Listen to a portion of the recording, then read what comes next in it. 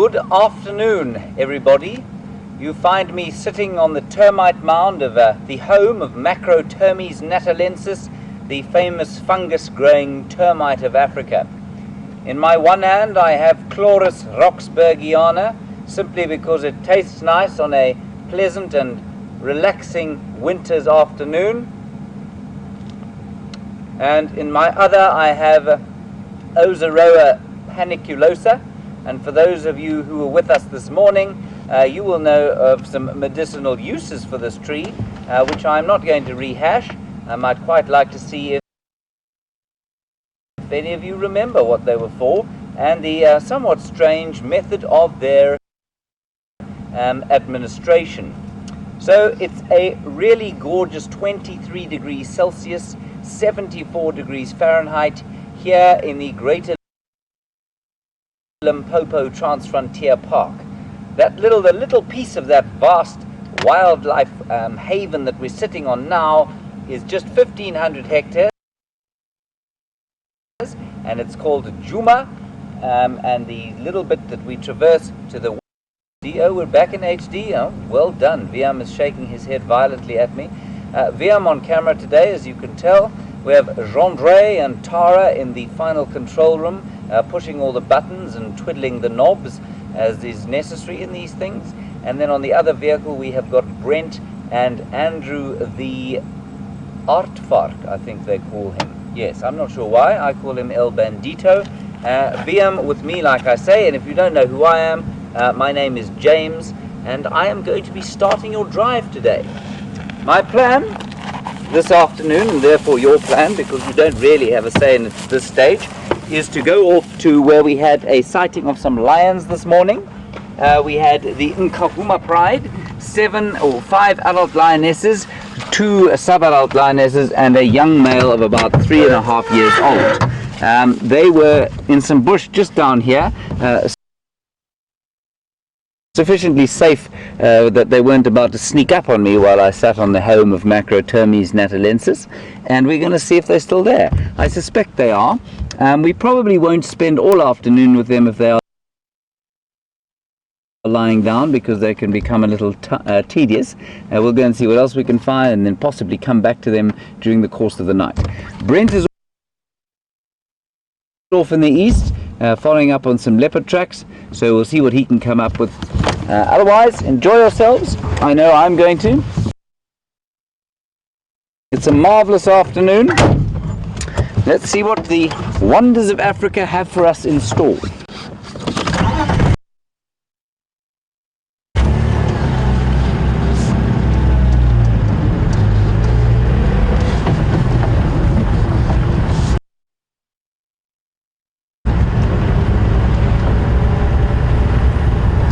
So the lions were down and to the left, or if you're more cardinally minded, to the south and to the east, and I'm hoping that they're in and around that area. They don't tend to move a great deal during the day.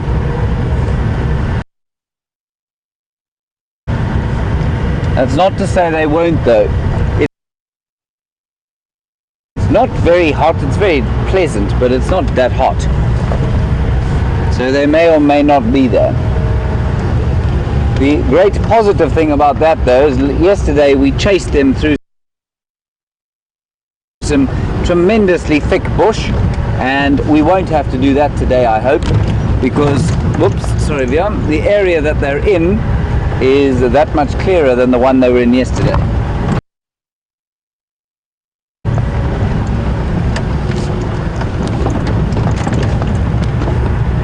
Certainly do seem to be a great plethora of winter flies about the place.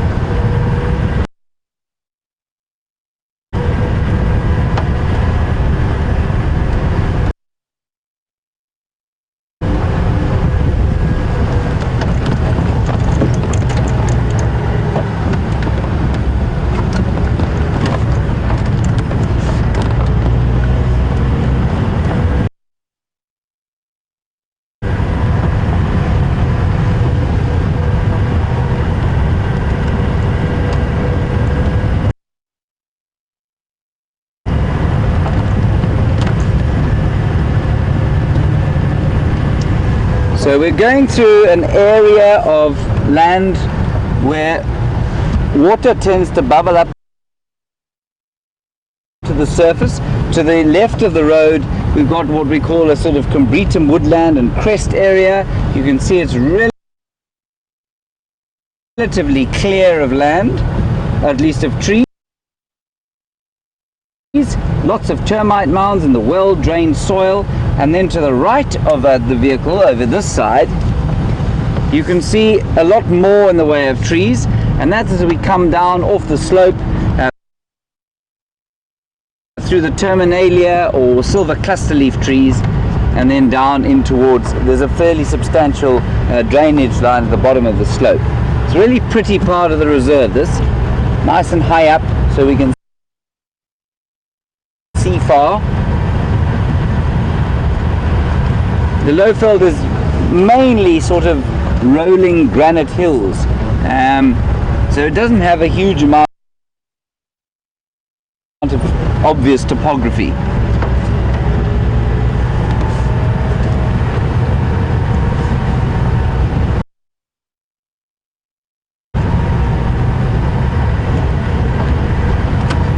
Right, we are getting close.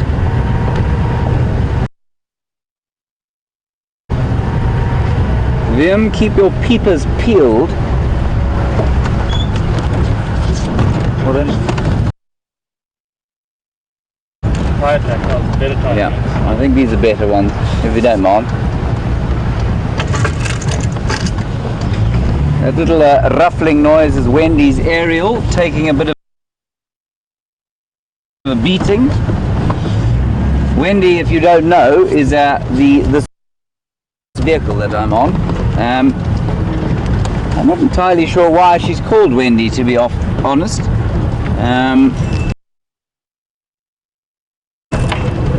I think it's a fairly nice name for a human being, I suppose, but not particularly brutish for the Land Rover.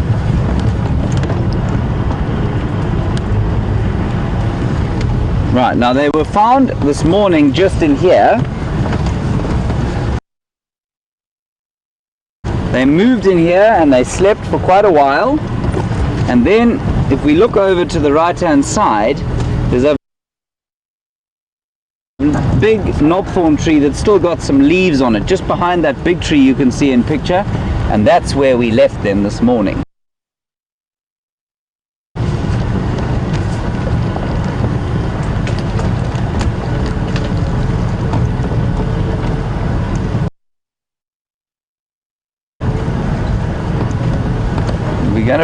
I want you to try and pretend as we go in. I mean, I really don't know if they're there. I haven't been in to check. As we go in, pretend that you're on foot. Pretend that you're walking through here. You don't know that there are lions, but just try and picture what you would be looking for, where you'd look under the bushes, and as soon as I spot them, if we spot them luckily, I'm going to stop and turn off. I'm not going to tell you where they are, and just see if you can spot them. I'll get VM to sort of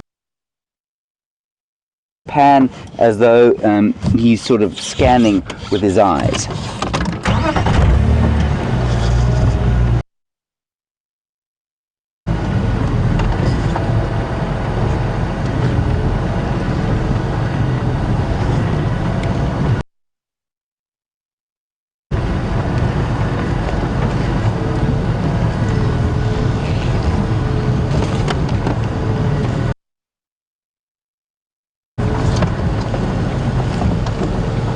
Right, one of us has spotted them.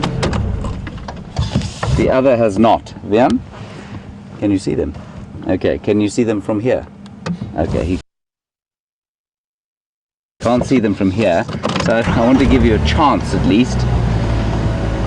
So you can. I haven't seen them. I don't know where they are. VM has just indicated that he has seen them. So keep your eyes peeled. Okay. Right, now I can see them, and this is what you need to look for if you're on foot. I'm just scan sort of from side to side, and just see if we can't pick it up. So that's basically the view in front of the car. Now if you pan to the left,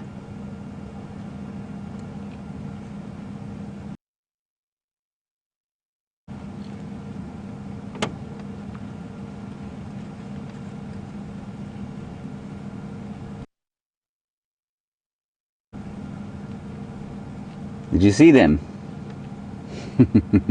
They are there. Go back a bit, Viam. Right, stop there. And she's put her leg down. Zoom, just see if you can zoom in straight through there. And now all I saw was the underbelly, the light colored underbelly of the lion. You can't actually see her from there. She's put her foot down. We'll go a little bit forward.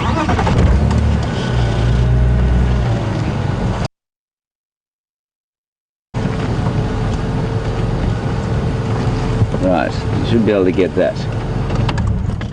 You got it there, Viam?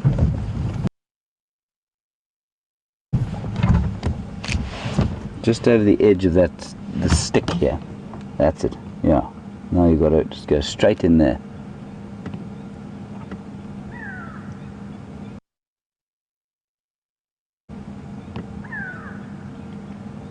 There, you can see a lazy foot sticking up into the air. Now if you're walking, that's what you got to be looking out for, because the lion, I mean, if her foot wasn't up there, you could almost walk up to them and stand on them. Right, let's go in and see what they're up to. I suspect not very much.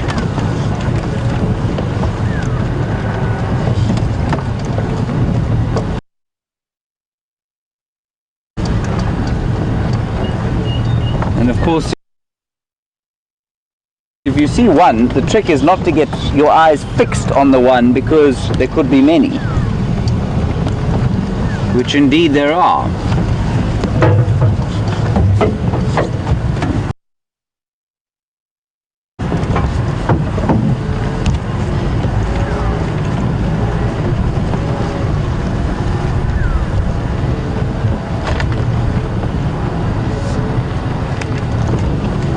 Go.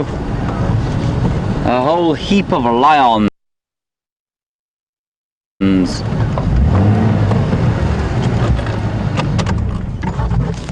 just stop here for a little while, see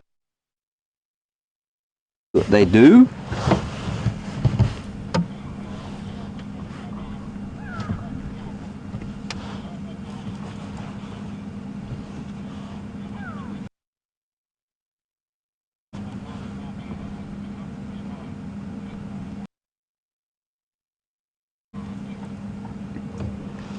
So that female in front there is the one that has orange eyes.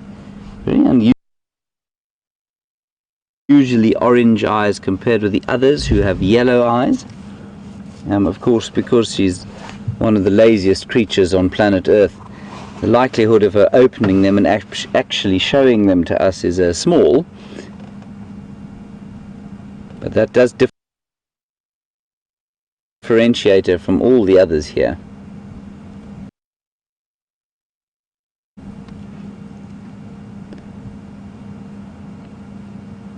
So completely unlike leopards. Leopards never sleep like this. They don't lie down on the ground and pass out completely, because they're a little bit more vulnerable. They'll always be just up, heads up, looking around, and they'll go down again and snooze and wake and look around and then go down and snooze. These guys will sleep like the dead for hours and hours.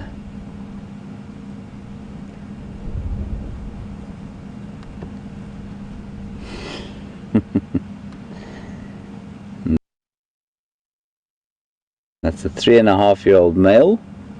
For those who don't know, that the Twitterverse has dubbed Junior. And I saw some photographs today of the so-called Birmingham boys. Slight winter chill she's got. And the Birmingham boys are a group of 5 from the photographs of them that would look to be 4.5 to 5-year-old males. And they're pushing south now, maybe coming into this area.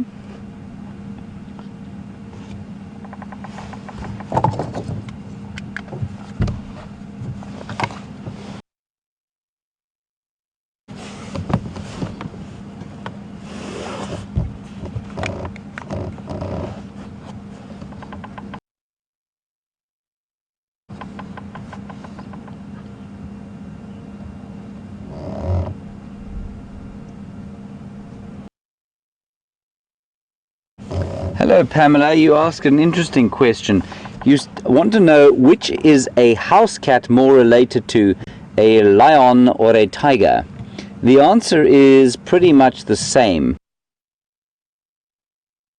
Okay, so the way that cat taxonomy goes is that we have the order is Carnivora.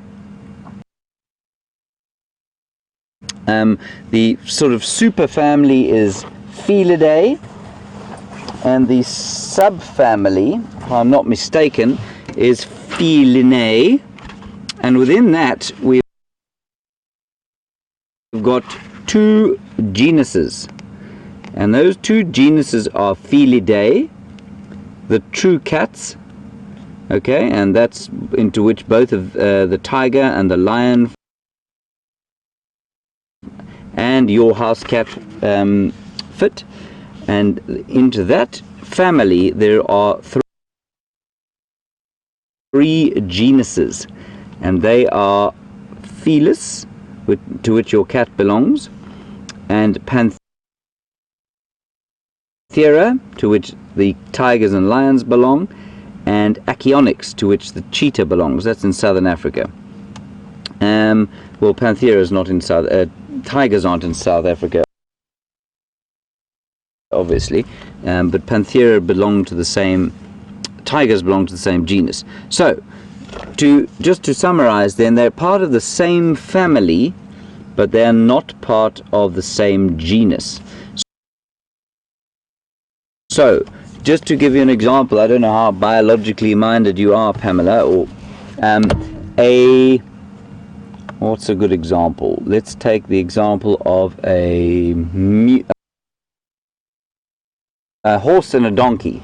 They fall into the same genus, and they're actually able to hybridize, right? And they form a mule, obviously, if they breed. Now, a lion and a tiger could actually hybridize together to form a liger, and that has happened in captivity. I'm not sure if it's ever happened in the wild. I doubt it. And then but obviously there could definitely be no breeding between a lion, a tiger, and a house cat. Not simply because of size, but because the genetics is too different.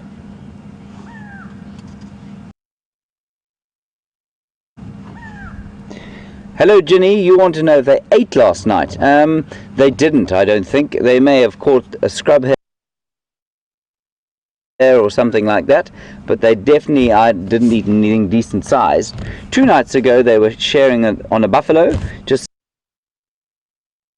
south of the reserve,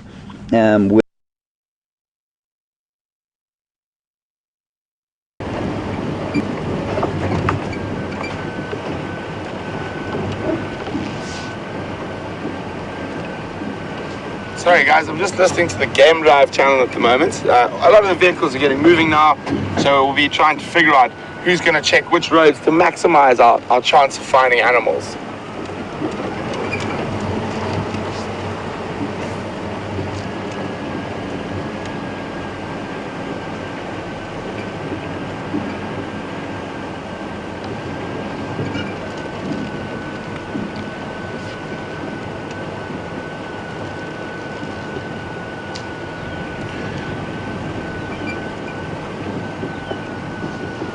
So zebras, as we were saying, quite closely related to donkeys, and like donkeys, they were hard to domesticate. The main reason people tried to domesticate zebra was because of an insect called tsetse fly, and the tsetse fly carries a sickness called sleeping sickness, or ngana. And what happens is that it heavily affects domestic animals, dogs, cats, horses, and donkeys, and cattle and oxen. So they tried to domesticate the zebra as a pack animal that would enable people to move through the areas that had sleeping sickness without their livestock dying constantly. But it turned out to be a very big waste of time. And apart from being very, very temperamental and violent, zebras are very violent and aggressive. They do not have the body structure to be a beast of burden. They found their backs weren't strong enough, and they didn't have stamina. So it was quite a failed attempt. They also die quite a lot during that initial capture period while they were trying to be habituated. So it wasn't the best idea that we've ever had to try habituate, or domesticate, sorry, not habituate, domesticate zebras.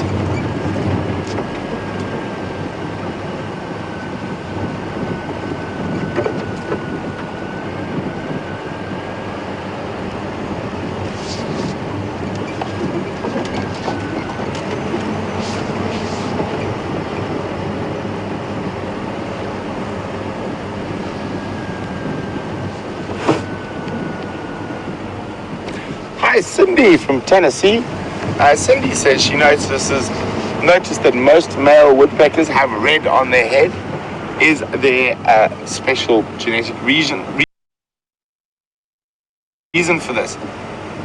Well, Cindy, I think there probably is, and it's probably got to do with competition and mating, or the color. So the brighter and more red the color is, the more attractive they might be to a female, as in with starlings and other birds, but I'm not 100% sure. But generally, when a bird has a bright patch of color like that, it is generally to impress the ladies and put off other potential mating threats, so other males.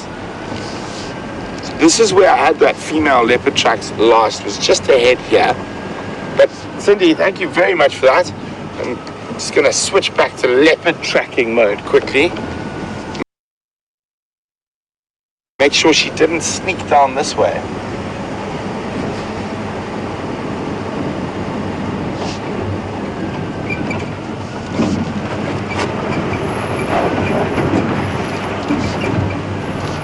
So while we check carefully for where this female leopard's gone, we're going to cross back across to Jamesy, see what he's been see what he's been up to, and we'll be back with you a little later in the show.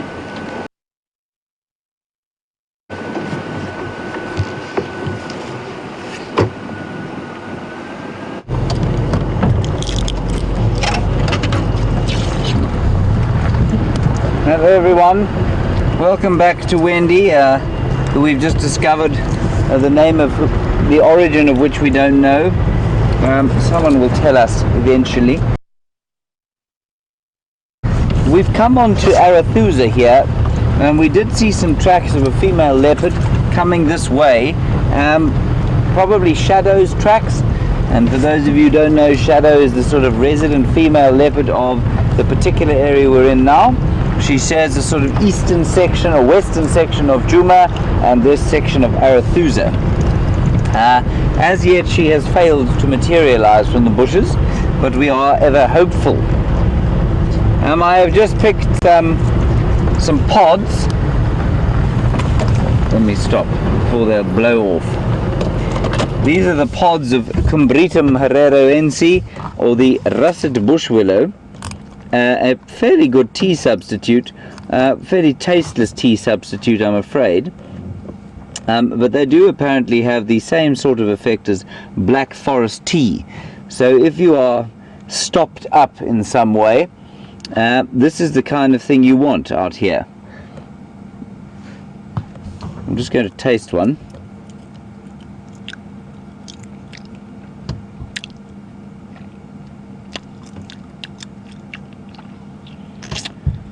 It's not bad. I think I'm going to keep that in my mouth for a while.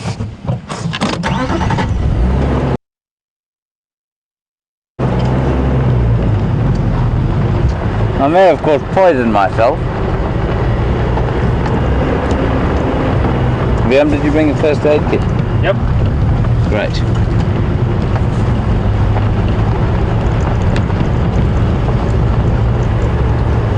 It's always a little bit difficult looking for leopards because they're little. They walk lightly, but they are quite confiding in these parts, which means that they are not averse to being viewed. So we drive very slowly along here and just see if we can't find the tracks on the road and then follow from there.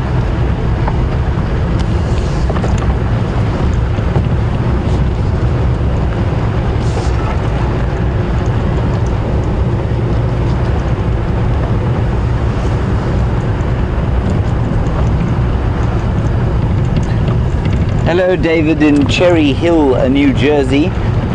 Lovely question, and I was actually just thinking precisely the same thing. You say that leopards here tend to like termite mounds. They do, and I'm just looking there. Now I've seen a stick. I was thinking especially, there's just a stick through there that looks a little bit leopard shaped. But they, especially Shadow and her cub, they both seem to like especially to like termite mounds from what I've seen. I mean, I've only been here 4 weeks, so it is quite interesting. And we don't have a map of the termite mounds, no, but I'm very carefully going past every single termite mound and looking. You know, obviously animals will use termite mounds because of the vantage points that they provide. We being upright are relatively tall compared with even, say, lions. If they're walking through the thick bush like this, they will need to stand up on something to have a look every so often, especially when the bush is thick and the grass is long. So a lot of animals will use termite mounds for vantage. Cheetahs will do it. Kudus do it to advertise themselves. They're one that particularly like to go and sort of stand up on termite mounds in the mornings and advertise their territories. So I mean, a termite mound is a particularly important piece of the ecology out here. Provides burrows for hundreds of things, provides a good place for grasses and trees to grow, and obviously vantage points for those that are shorter than average, like Viam and I.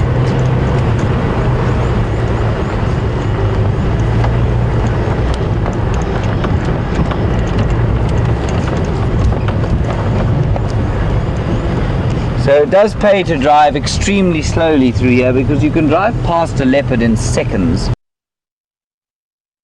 without realizing it. As I say that, I'm looking at a termite mound that looks like a leopard. Everything starts to look like a leopard after a while when you're looking for them.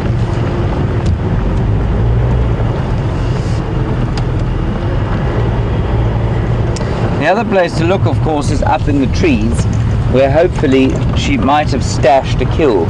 But I must say, the leopards that I've seen here do not seem to be particularly arboreal. And that, to me, speaks to a slight lack of hyenas. I don't think there are that many hyenas around.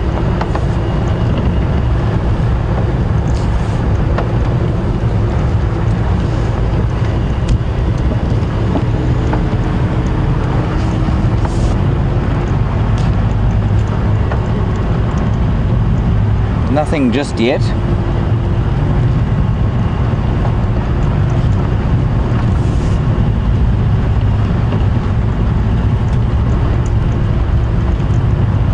Alas and alack.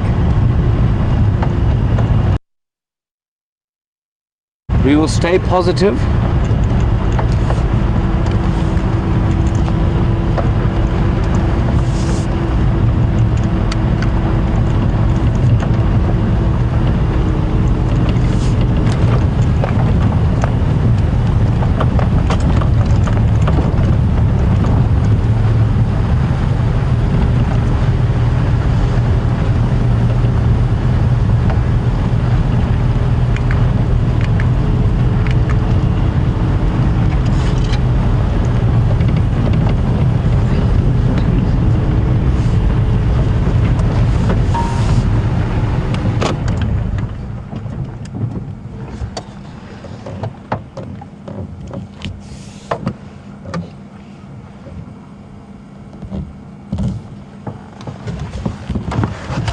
Hi there, Genevieve in New York. I'm just stopping here to have a listen. It's always a good idea to just stop and turn the big V6 off, and so we can have a listen and see if there aren't any alarm calls. Genevieve, you have been reading about beetles, and I think something called a tortoise beetle. The radio is not great at the moment, I'm afraid, so I may have misinterpreted your question. And you read about something that they create. I'm going to guess, I couldn't hear exactly, but I'm going to guess a fecal something or other. Oh, I see, a fetal shield. No, I don't think our dung beetles do create a fecal shield at all. But what they do create is a very hard ball, some of them. And this very hard ball, you can find sometimes they lay their eggs. This is one particular species of dung rolling beetle. It lays its eggs in a ball of dung, and then covers that dung in sort of hard soil, and that soil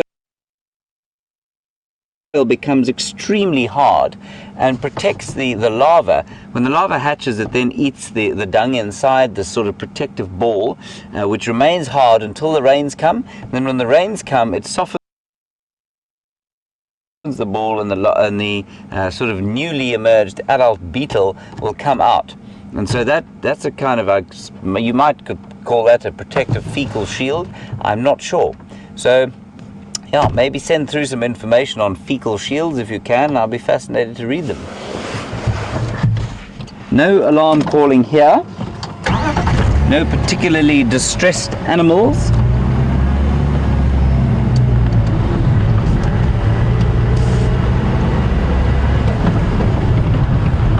No tracks on the road.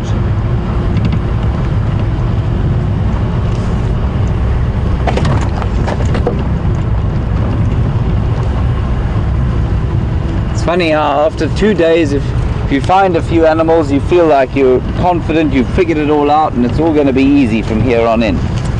No, it doesn't work like that.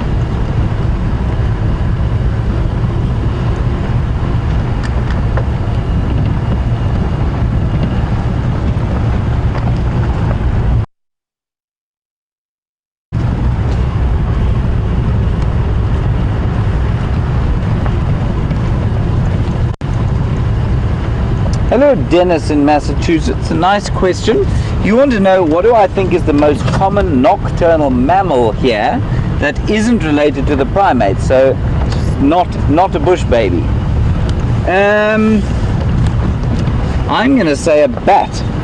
There are lots and lots of bats around, and by sheer numbers I think it's probably them.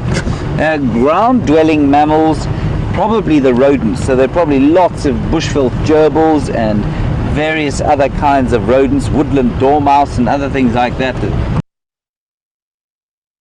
knock about on the ground during the night that we hardly see. Then the most sort of more obvious ones, and the one whose tracks I see the most often in the morning, would be the civet. I see their tracks every morning. Them and white-tailed mongoose, they seem to be quite a few of them around here. What about the hares? And the hares, as Viam says, the scrub hare. That's actually a good one. Probably more than civets.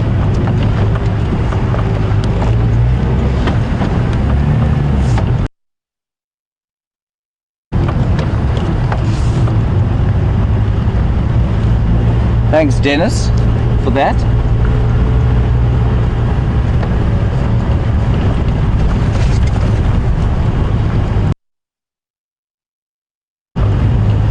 Bit of a wind blowing, which is good for predators.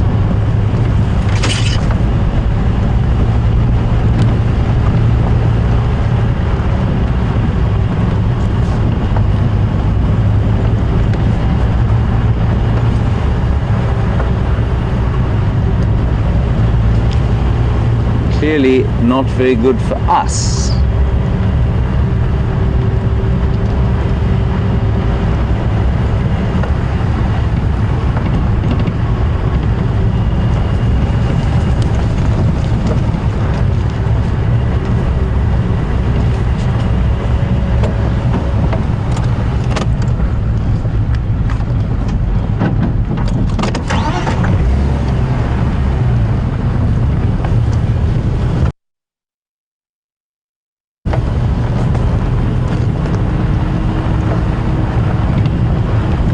Hello, Julian Houston. You posed a question to Brent about Red River hogs. And have I ever seen them? I have not seen them. As far as I understand, they live in Central Africa, not so much here. So they need the sort of forests of places like Gabon, rather than the savannas and drier woodland areas of this area. The only two pig species we get here are the warthog, obviously, and the bush pig, which is it's a very hog-like animal, and sort of furry pig, with nasty little bottom incisors, and they're very omnivorous. And it's the only carcass I've ever seen that a lion has rejected. So apparently they don't taste great to lions.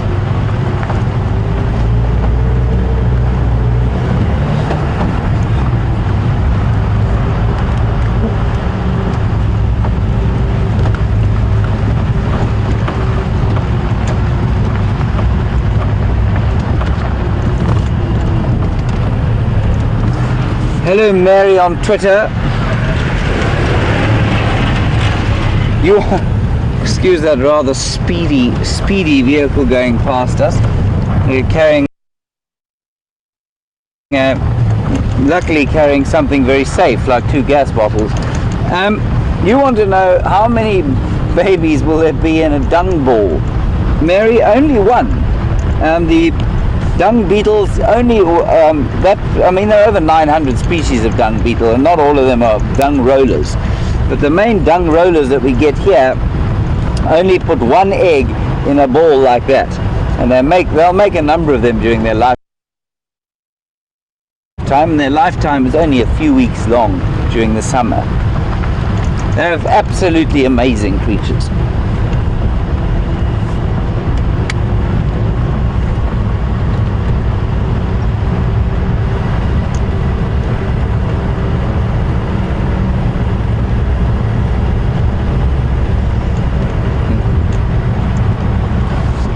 Hello, Heidi in Canada. A lovely question.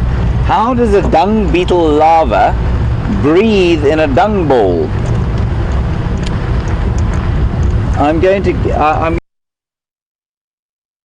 have to use sort of a fair bit of intuition and educated guessing here. I think what happens is, now remember that a dung beetle larva, which is like a small worm, doesn't have lungs like we do, or gills like a fish. It's got probably some form of spiracle that helps it to, or trachea that helps it to absorb oxygen. So it will need very little oxygen, and I suspect that trapped inside that dung is sufficient to get it through what it needs to do. Oxygen will just sort of diffuse into the body, and I suspect they need very little of it until they're big, and they'll only start, their metabolic needs only really start to ramp up when they fly. Then they need lots of energy, and they obviously need a lot more oxygen. Nice, lovely question. Some good ones today. I'm afraid there are no obvious leopard tracks at all. So we'll probably move into a different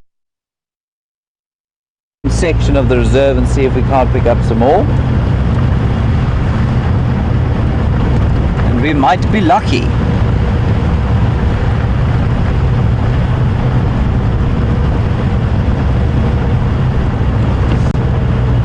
So we're going to go across to Brent now. He's also tracking a leopard, and we'll see you a little bit later.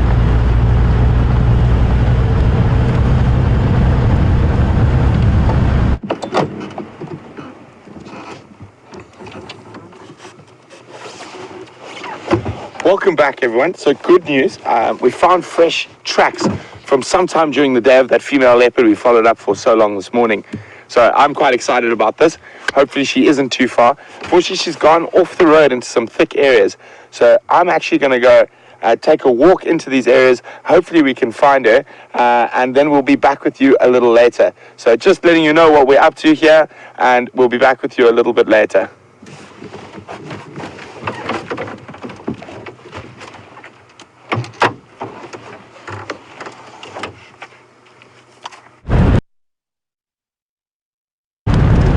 Hello.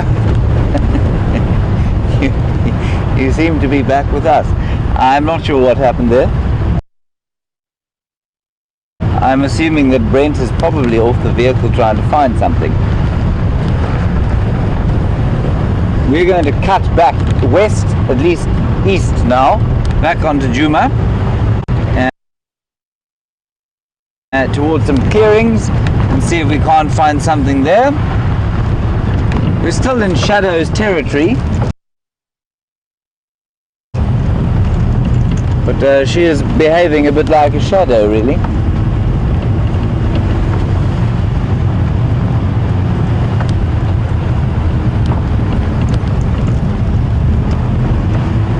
So now, as we go down the hill, you're going to see a change in the vegetation, which I want you to try and notice on a straight road like this. So we've got very open sort of woodland on the sides here, with big marula trees. Those are the big bare ones that you can see, and they like to grow in well-drained sandy soils on the ridge crests. And then as we go down the hill slowly, so the soil will become more sodium rich, and because of that the grazing will improve, and with any luck it will provide us with some grazers. So you start to see the vegetation changing now to magic worry bushes. Those are the green bushes that you can see on either side of us. Evergreen trees that not much likes to eat, but they like to grow on very nutrient rich soils.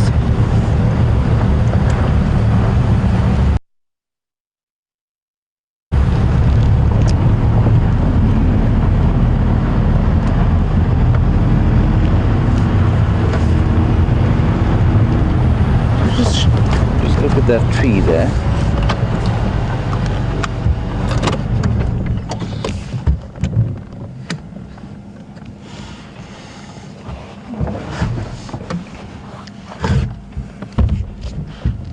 Just going to look at that beautiful tree there.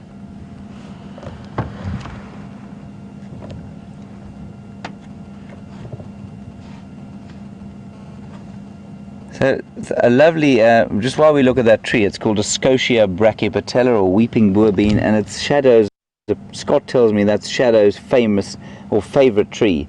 She's not in it at the moment or around it, and nor are her tracks. Lovely information from Snoopy in Woodstock about the tortoise beetle, which I'm pretty sure we don't get here. Wonderful stuff about how the tortoise beetle uses or creates a shield of fecal matter and exoskeleton remnants that it carries around on its back as a defensive mechanism. That is fascinating. I'm not aware of any beetles out here that do that, but I could be wrong.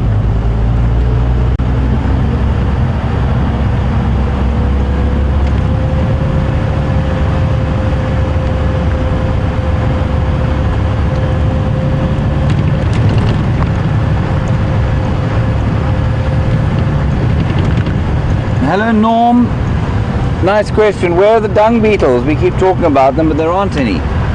Norm, they only come around in summertime. They need the warmth, and I think they need the moisture, and so they're only around in summer. So all the eggs have been laid for the season. Some of the larvae will hatch fairly soon, I'm sure, and eat out their little piles of dung wherever they are. And then when the rains come, they'll come out of the ground, and there'll be dung beetles everywhere. Like I say, there are over 900 species of dung beetle. That's a lot of beetles eating a lot of dung. And they play an extremely important role. I'm not sure if you've heard the story before, but in Australia, when they imported all the sheep, you've often seen those caricatures of of Australians with hats on and the corks flapping, and the corks were there to try and get rid of the flies. Now the flies were there because of the sheep. We've got some wildebeest here. We're going to stop and have a look at them. Oh, this is actually quite interesting. So we'll look at those two first. There are actually three here. I'll just quickly tell you the dung beetle story. And in Australia, the sheep put dung everywhere, and obviously there are no natural dung beetles there in Australia. And so they imported a whole lot of South African dung beetles to eat the dung, and in so doing reduce the number of flies that the Australians have. And it apparently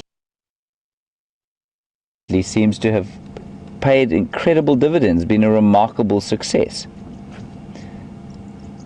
So these two wildebeest look like cows. Now, oh, just Vim, can you go across to the bull quickly? He's just marking his territory. He's doing it with the glands on his head and the glands in between his toes. Now, I'm really glad to see this because I wanted to go and smell what it smelled like. I've been asked fairly regularly what it smells like where an antelope marks territory, and we'll go and have a smell just now. I may have to chase him off, but I don't mind doing that. This bull, the last time we saw him, was totally alone, and he seems to have found himself two girlfriends. So now he'll mark his territory and make sure that he tries and keeps them in it. And they're substantially smaller than he is. He's a good sized bull, that.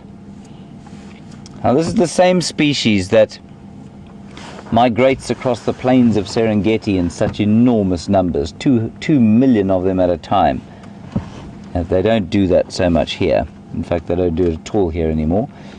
Slightly different subspecies, the one in East Africa, it's called a brindled gnu, and it has a white beard underneath, where this one has a black beard. We'll just go around the other side of them, try and get a slightly better look. Really delicate affair, scratching your eye with something like a hoof, I would have thought. You can see how nimble she is. Right, let's just go around the corner, and if that bull moves off, I'm definitely going to go and have a smell at where the hooves in between, the glands in between his hooves have been marking.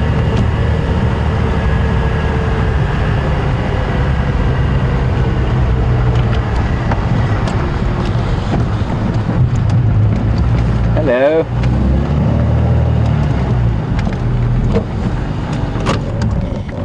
Go on, move off.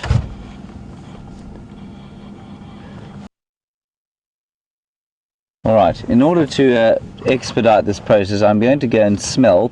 He is going to move off when I get out of the car.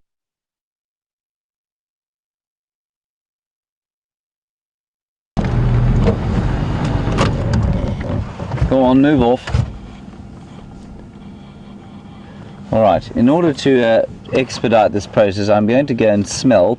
He is going to move off when I get out of the car. He'll probably look fairly terrified, but he'll come back.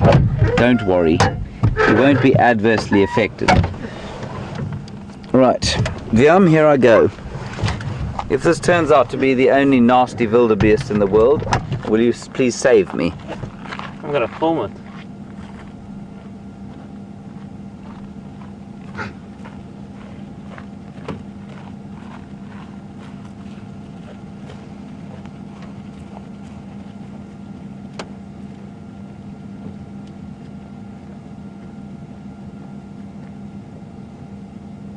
Right, here he has been marking, and I'm going to smell.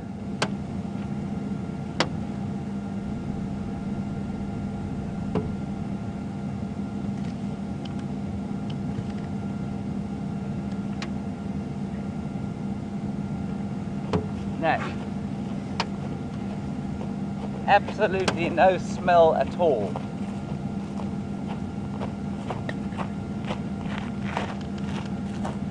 Now, I consider myself to be somebody with a particularly sensitive nose, and I stuck my nose right on the ground there, as you saw, and I smelt nothing.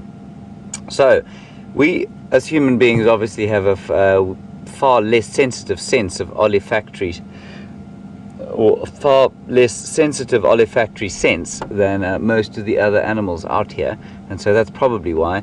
It's also probably because I'm not programmed into the pheromones of a wildebeest, right? And it's probably quite important that only the specific species that he's trying to mark for can smell it, otherwise he might attract the attentions of predators. So that's what my postulation is. I'm rather disappointed by that, because I thought maybe I'd be able to smell it. Anyway, I'm not a wildebeest cow, thankfully. Yeah, maybe you should have gone to do it. Your nickname's the wildebeest.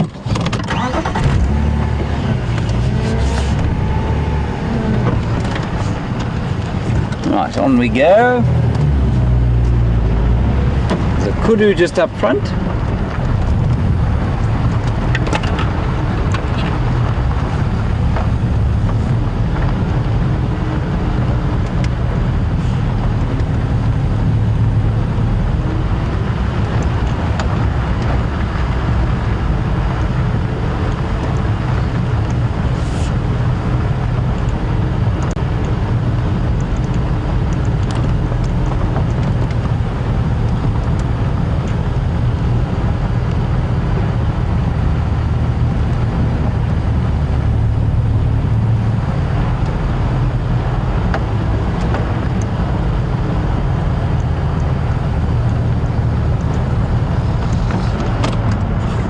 Magnificent kudu bull there. Look at that. Isn't he great? 1, 2, 3. He's probably about 5 years old, 2.5 full turns in his horn. Disappearing off into the bush. And there's some more here to the right of him. 2 more there. 2 youngsters following the big bull. Some nice information there from Karen, thank you, about the origins of the name Wendy. You say that there were that Wendy was named for because she's apparently the ultimate vehicle, and there were only 50 of these BMW Land Rover Defender 90s made with a 2.8 litre engine. I, Karen, am going to beg to differ with you there. I think there were far more than that made. But you may be right. But apparently, Graham, who's our chief executive and the brains behind this operation, was buying another one of these, and she got away. And this one came along, and so she was named for the one that got away, Wendy. I'm still confused as to why Wendy is an appropriate name. So I think maybe we should suggest some more sort of rugged Land Rover-y type names for her. Now there's another kudu coming across here, much more nervous than the others. The others have just kind of followed on behind the big bull that went first, and this one's moved quite a long way away from us. And you can see the different shape of the horns.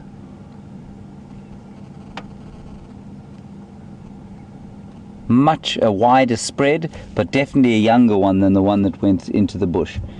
Now, if you were a hunter and it was your bent, and you were quite mad enough to think that sticking the kudu's head on your wall was a good idea, that would be a more attractive one because its horns are wider set. It gives you an idea of how seemingly ridiculous the trophy hunting industry can be. Right, that was the kudu. We have seen the wildebeest, and they actually come, I've learned recently, from a different family.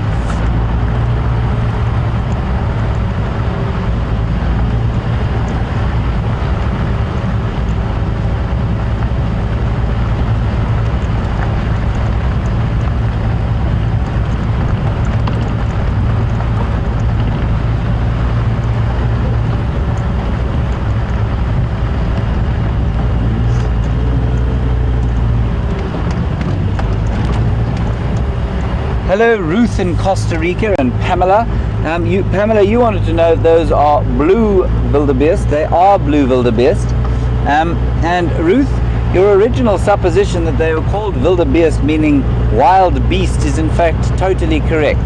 The reason I say wildebeest every so often is because that's often how people who don't speak Afrikaans would say it, because it's spelled WILDEBEEST. And so if you were just reading it as an English-speaking person and you didn't know anything about Afrikaans, you might say wildebeest. Gnu is the more sort of English term for it.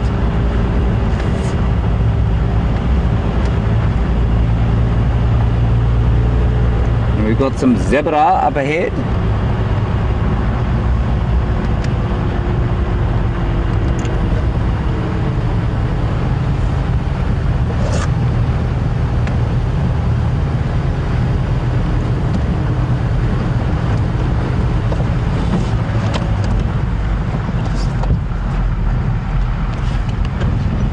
Hello, Joe in Wales.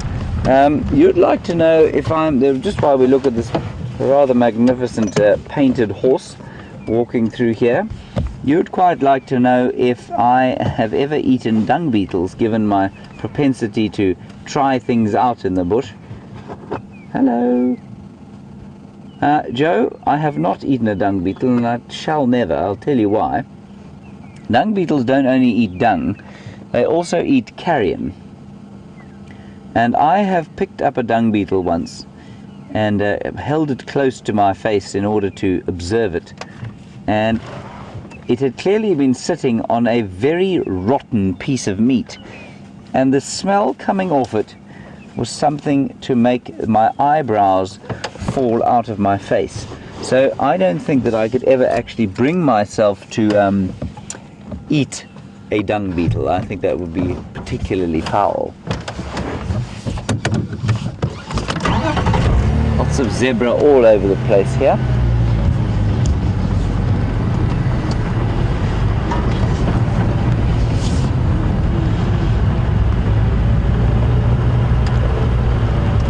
Not much in the way of leopard tracks.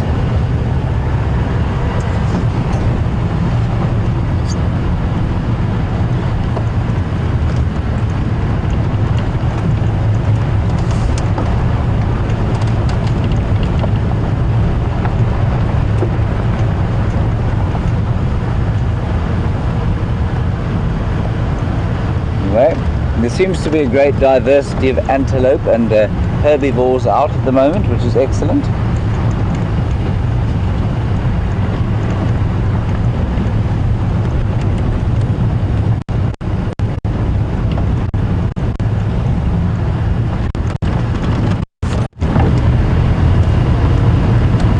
A very lovely question about horns, and we had it in a similar way the other day, and I didn't know the answer, and I went and I looked it up.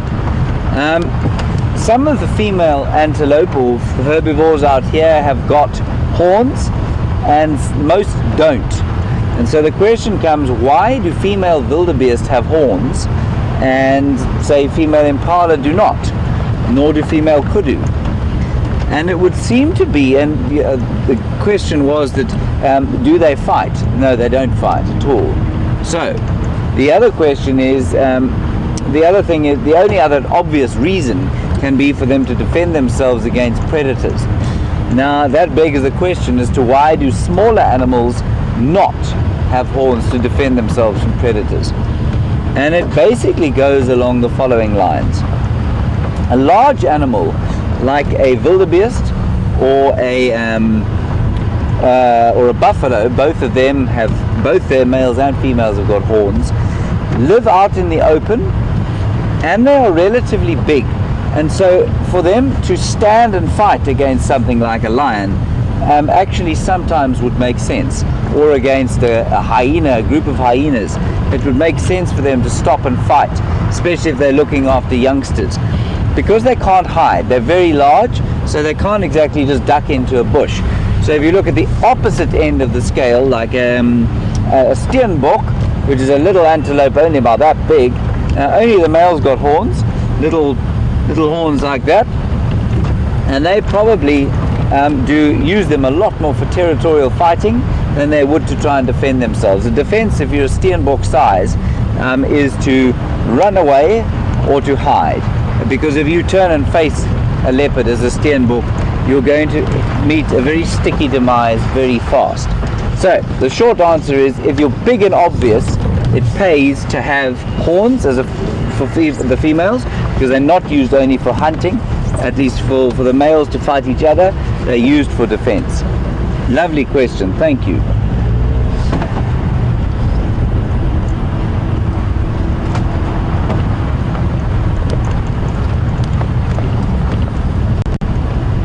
So we're just doing a circuitous route down and round towards the waterhole.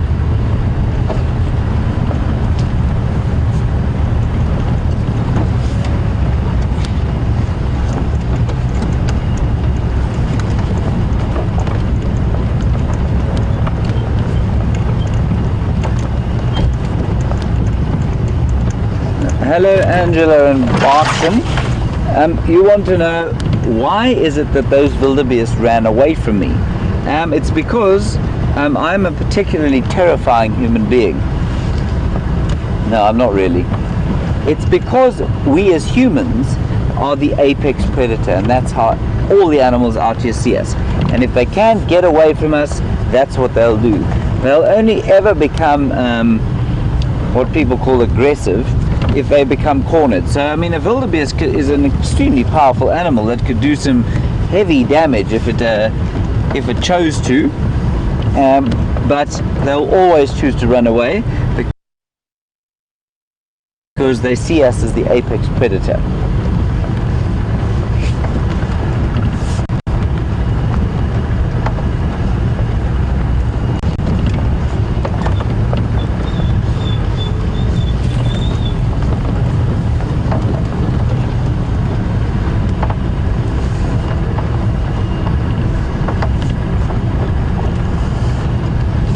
So we've got the definitive answer for why Wendy has got such a seemingly naffy name for a Land Rover. Peter Braut, who's one of our WildEarth directors, a remarkable man of exceptional intellect, he has said that Wendy was the original name given to Wendy by her first owner. Nyala. So what have we got? Nyala. Oh, we've got a Nyala. So that the name's just never changed, and that's why she's called Wendy. Perhaps the original owner named her for his mother or something. There is a Nyala. We really are getting quite a diversity of antelope today. Beautiful in the setting light.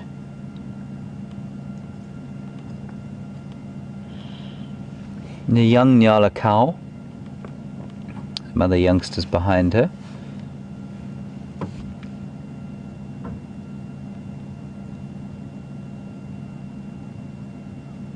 And we've just seen those zebra, and you can see the stripes, very similar kind of, same reason that the zebra have stripes.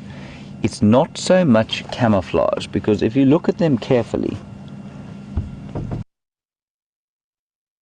what is the first thing? In fact, let's ask everybody, what's the first thing you see about that Nyala? What's the most obvious thing on the flanks of that Nyala? Just look at it, don't Google it. Just look at the Nyala and tell me, what is the first and most obvious thing that you would see driving past here if you saw that Nyala? Hashtag Safari Live, quick as you can.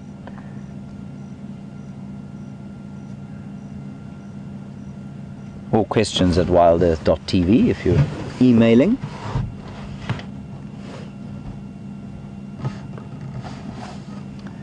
As the Nyala disappears. Still, keep watching and see what you can see there. What's the most obvious thing that you can see?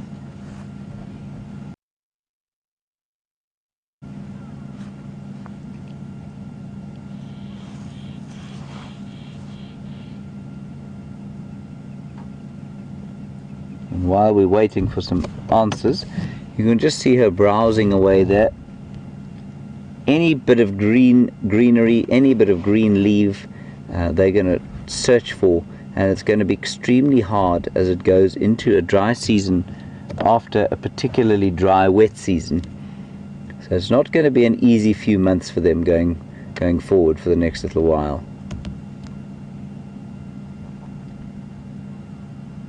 That's a lovely picture there, and that's a really nice indicator of what the most obvious thing you can see there is about them. Because I tell you what, with your eyes, if they had an absence of one color on them, we wouldn't see them nearly as easily as we do.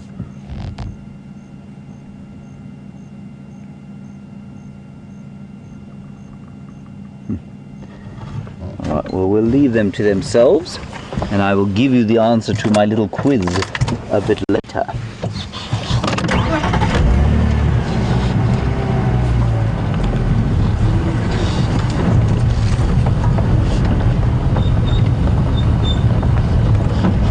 Let's just have a look at this little nest here. See it there? There's a nest in this tree. I'm just going to get out and have a look at it.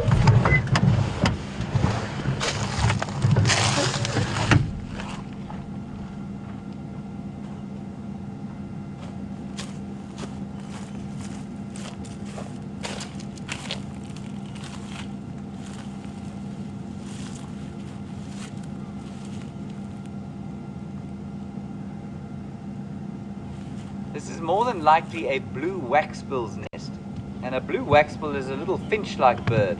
What's it called in Afrikaans? What? Blue?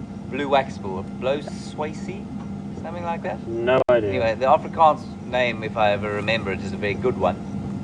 And that blue waxbill very cleverly builds its nest there in order to avoid predators. So if you're a predator and you wanted to eat a small blue waxbill, which was a finch, you would struggle to get into that tree. And the main thing that's going to go after them are things like boomslang or tree snake, which will go in and pick the chicks out of the nests. And also, probably there are a few birds that parasitize them, and they've probably adapted those nests in order to stop the brood parasites from going into them. There are two bateliers circling high above us, which I'm afraid we won't be able to film for you, but if they move, we'll get them. It's a couple.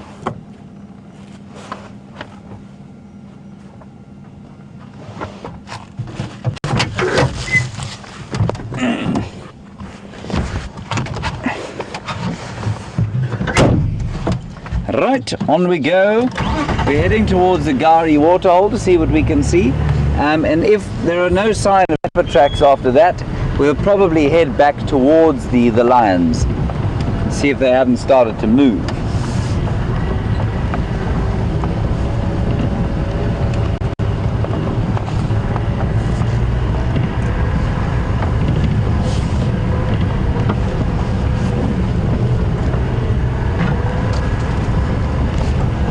Hello, Rocky fella.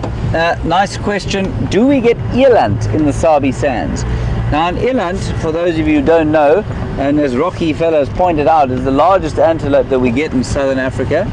And I'm just going to stop here and let Viam, should we tell you what, Viam, let's go into the clearing here maybe. Or have you got them there? There's some batelier that he's going to try and track, and while I talk about Rocky fella's question, which is, do we get eland here? A beautiful antelope, quite closely related to the kudu. And we're struggling to find those birds. And Rocky fella, yeah, they've gone too high. Sorry. We don't get eland here, and the reason we don't get eland here, I mean, we might get them once every 10 years, they'll pop through, is there's too much water. So they've been out-competed in an area like this where all the landowners have sort of created their own little dams, which favors things like impala and zebra, and they then out-compete everything else in the area. And so that's why we don't really have eland. They like to be in areas that are a bit drier, where they can get away from the water.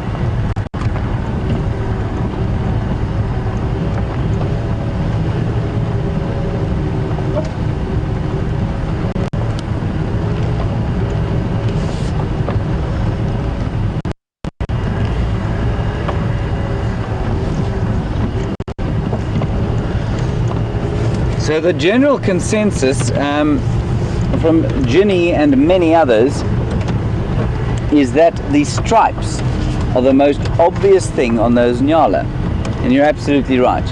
So why have them? The question is, why on earth have stripes if it makes you obvious to look at? If they were plain brown like an impala, they'd be more difficult for us to see. And the answer is, of course, the same as a zebra. The most obvious thing about a zebra is the white color on it. And if your predators are colorblind, then of course, and they hunt at night, then of course that white outline breaks up your shape. And we see in much better detail than lions, even though they don't see, even though their ability to see contrast, light and dark, is better than ours. So that sort of shape, all those white stripes, break up the shape and make it difficult for the lions to catch them. And that's why they have stripes. Same as with a zebra.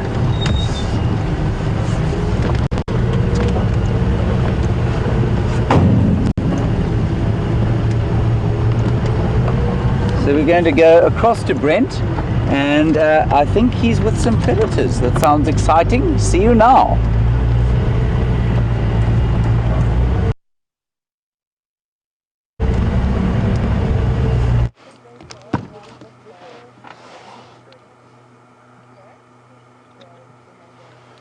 Welcome back, everyone. As you can see, we are now with the Nkuhuma Pride. So James came to check on them early on in the drive, and so neither of us had to spend all afternoon with sleeping cats. We're going to take it in shifts this evening. Now, I've been watching them. There seems to be some interest every now and then. They're looking across the valley towards Quarantine Clearing, and there's possibly some animals there that we can't see, so we could be looking a little bit of movement a little later. So they have got up and moved a little bit, not much, but they are looking a little bit more active than they would be earlier in the day.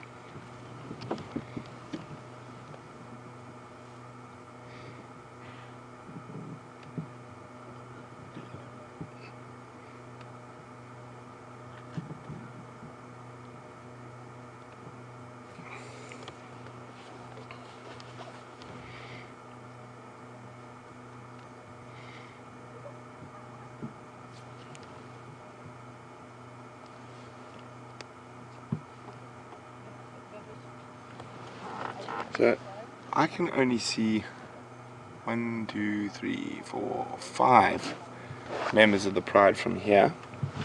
How many can you see, Brian?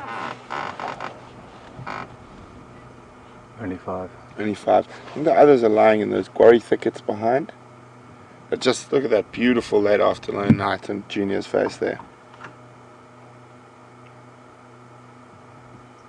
Can you hear some oxpeckers in the drainage? And that, if we pan up to the other female, she's showing, listening, like there's maybe possibly some animals with those oxpeckers, and she's listening quite intently.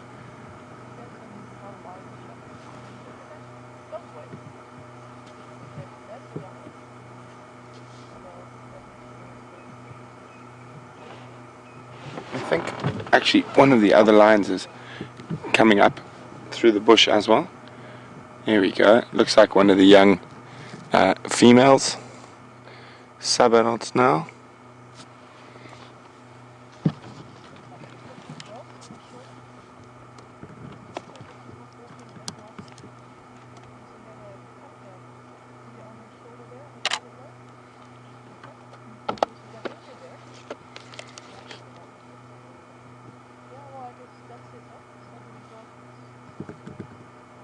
Oh, there we go, a little bit of greeting. And these little greeting ceremonies and social grooming session in lions are so important. Being the only social cat, or truly social cat, these little greeting and grooming sessions help establish the bonds of the pride. It keeps the pride as a tight-knit group, because when lions feed, as we all know, they can be very, very nasty, and they forget all their table manners. So they get very aggressive with each other, and a lot of the scratches and scars you see on lions and on their faces is actually caused by pride members rather than other lions.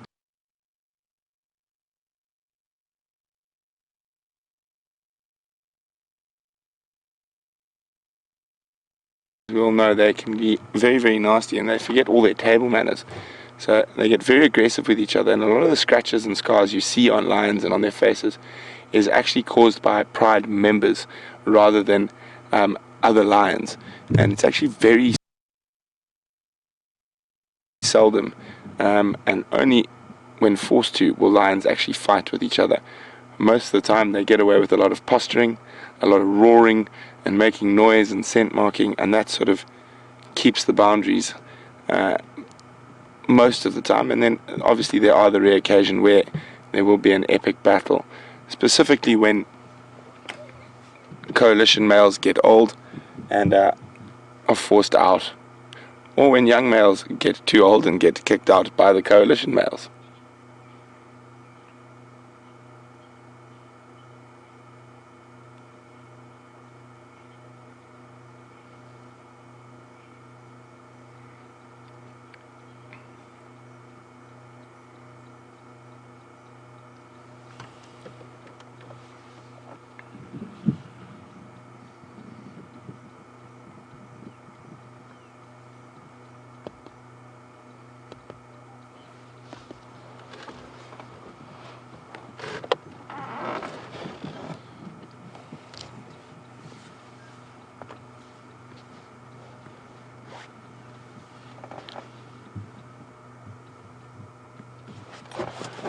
Hi, Jimelin from Oklahoma. Jimelin would like to know, do any of these cats ever wander into the local villages? And if so, how do the local villagers handle this? Isn't it very dangerous with small children and kids running around? Jimelin, it does happen from time to time. They do escape the reserves. Unfortunately, in a lot of circumstances, these animals will get shot then. Normally the villagers will contact one of the conservation bodies and they'll try dart them and relocate them. But on other occasions, if they do get out, they do get shot. In this part, in South Africa, it's a bit different.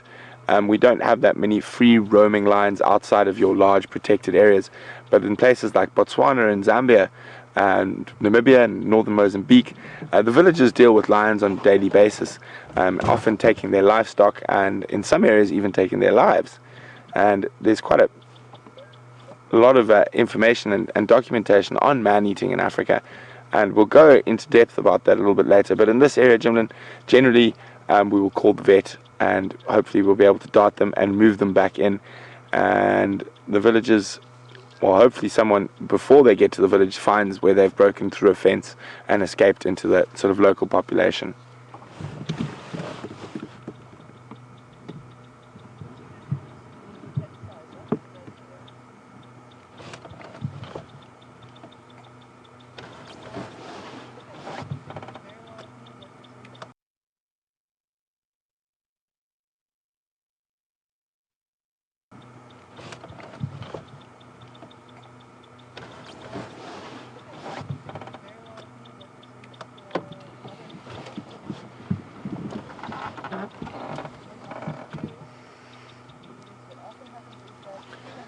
Hi, D. Phillips, who's contacting us via the Twitter sphere, this Sunset Safari. D would like to know what are the main predators lions have to watch out for? Well, definitely other lions are probably the biggest threat to lions, but above and beyond that, the only real predators to lions are humans. I mean, occasionally hyenas, if they catch a sick or wounded animal by itself. And then when they are young, when they have young cubs that are left hidden away while the mothers are out hunting, there almost all the other predators will take an opportunity to remove a lion from the system, so removing a bit of competition. So leopards, hyenas, cheetah, even probably your smaller predators like jackal. I have heard of lion cubs being taken by martial eagles before, but that's very, very rare, unusual. But pythons have been known to eat baby lions.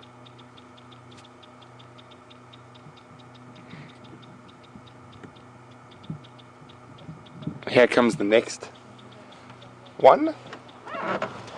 So I think that's full complement now. So going back to man-eating, it's quite a sometimes controversial topic, but it is something that happens in Africa from time to time. And the most well-known man-eaters, and we had quite a discussion about them with us, that the movie The Ghosts in the Darkness was based off, and that was the man-eaters of Tsavo, and that happened in Kenya. Very little man-eating actually happens in Kenya these days. The countries where man-eating still happens quite regularly, well, with lions in particular, is Mozambique and Tanzania and Zambia to a lesser degree. But northern Mozambique and southern Tanzania, there was a big spout of man-eating in the early 2000s around the Rufiji River Delta and Rufiji River on the edge of the Selous National Park. And it was a young male lion, and he didn't appear to have any particularly bad injuries or broken teeth or whatnot. It's more than likely the fact that the local farmers had sort of encroached onto an area that had been traditionally bush, and he would have been pushed out of the Pride by one of the main coalition members. So he was a nomadic lion, and he would have wandered out of the reserve into this farming area, which up until 5 years ago would have still been a wilderness area. And people tend to remove a lot of a lion's natural prey from these areas, so the bush pigs and impala and wildebeest and zebra and all the other things that lions eat, and were probably all gone. And so this young male lion took to eating people, and he was actually nicknamed Osama after Osama bin Laden, because he was very, very difficult to find.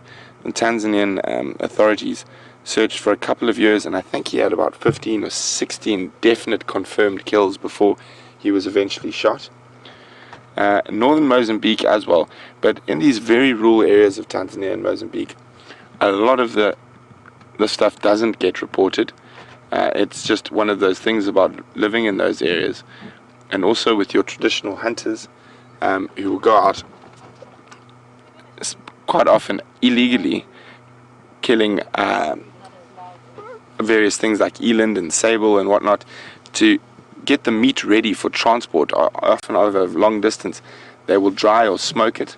So what happens is they end up sleeping around a large amount of meat, and obviously sometimes always some meat goes off, and that sort of smell would definitely attract lions. So they put themselves in danger like that. But most interestingly, and probably the largest population of man-eaters ever, is actually forms part of the area we're in at the moment, the Greater Kruger National Park. So there's the border of Mozambique, and during the Mozambican Civil War, there were thousands of people trying to get out of Mozambique into South Africa, looking for a better life. And obviously the vast expanse of the Kruger National Park was one of the boundaries that was least protected from a military point of view. And so you had lots of people crossing, and various prides of lions actually started specializing in hunting illegal immigrants as they crossed the Kruger National Park. So to the South African government at the time, to then curb this influx of illegal immigrants, posted military bases and patrols along the boundary. And to try counteract this, the immigrants then decided that they were going to walk at night. And a lion at night is a very different animal to a lion during the day. And that ties into the whole story about why it's actually quite safe and we walk lions regularly. It's because they have an instinctive fear of the bipedal figure of man. Modern day man and modern day lions both evolved at around the same time, around 200,000 years ago. And we were in direct competition. So a lion during the day will 90% of the time try and move away from you, whereas at night you definitely fall within the food chain.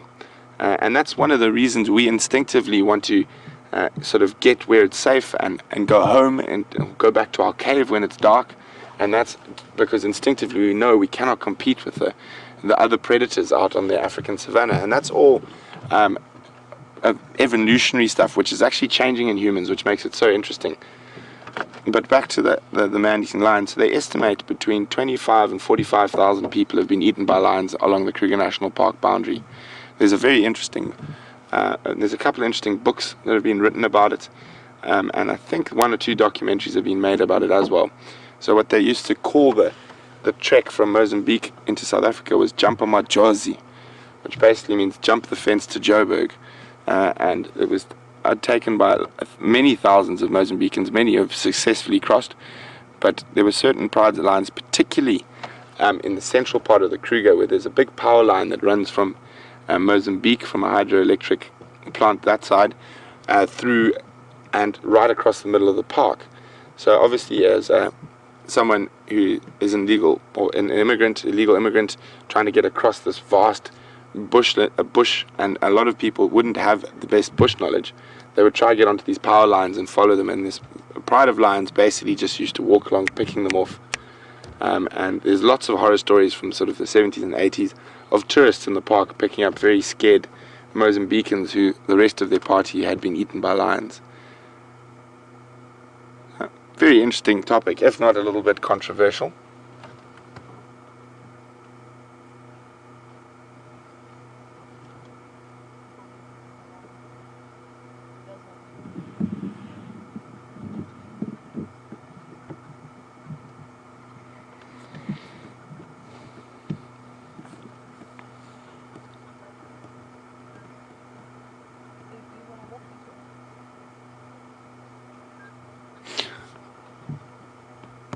Okay guys, so we're not going to move, we'll stay here with these kitty cats. Hopefully they'll get up to a bit more mischief later.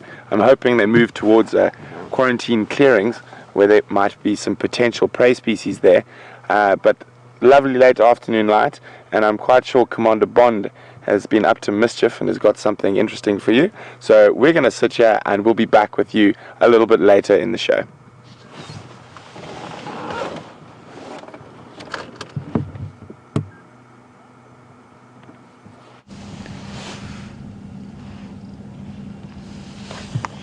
Hello everybody, welcome back to Wendy. I find myself unable to say that name now without feeling a slight curling of the toes. You find us here in the setting sun at glorious Buffelshoek Dam. And I greet you with the news that Bob's girlfriend is back. For those of you who are new, Bob is the bachelor of Buffelshoek. He is the larger hippo that you can see there, and he's been alone for many weeks.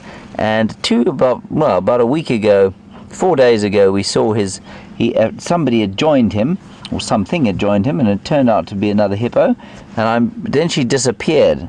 He obviously said something. He's inexperienced in the ways of women, of course, so he probably said something offensive, and she went off. And now she's decided to give him another chance, and so I'm going to extol him not to make the same mistake twice.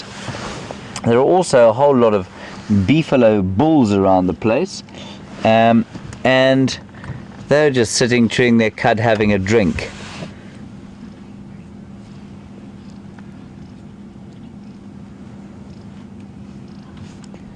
Right, now D from Ohio, you've asked an interesting question. What part of Africa are we in? I'm going to try and draw you a map in the sand. These buffalo may attempt to, I think they'll probably just move off quietly. If they don't, I'll get back in the car really fast. Liam, keep an eye out, please. Where is the best spot to do this? How about here? Liam, can you see me here? Yeah. Right, will you keep an eye on the buffalo? Cool. Right. So, I will try and draw it from your perspective. Here is Africa. Can you see that, Liam? Yeah, South Africa is underneath the vehicle. Oh, okay. So we need to do that again. Is that okay as Yeah. the base? Right. So here's Africa.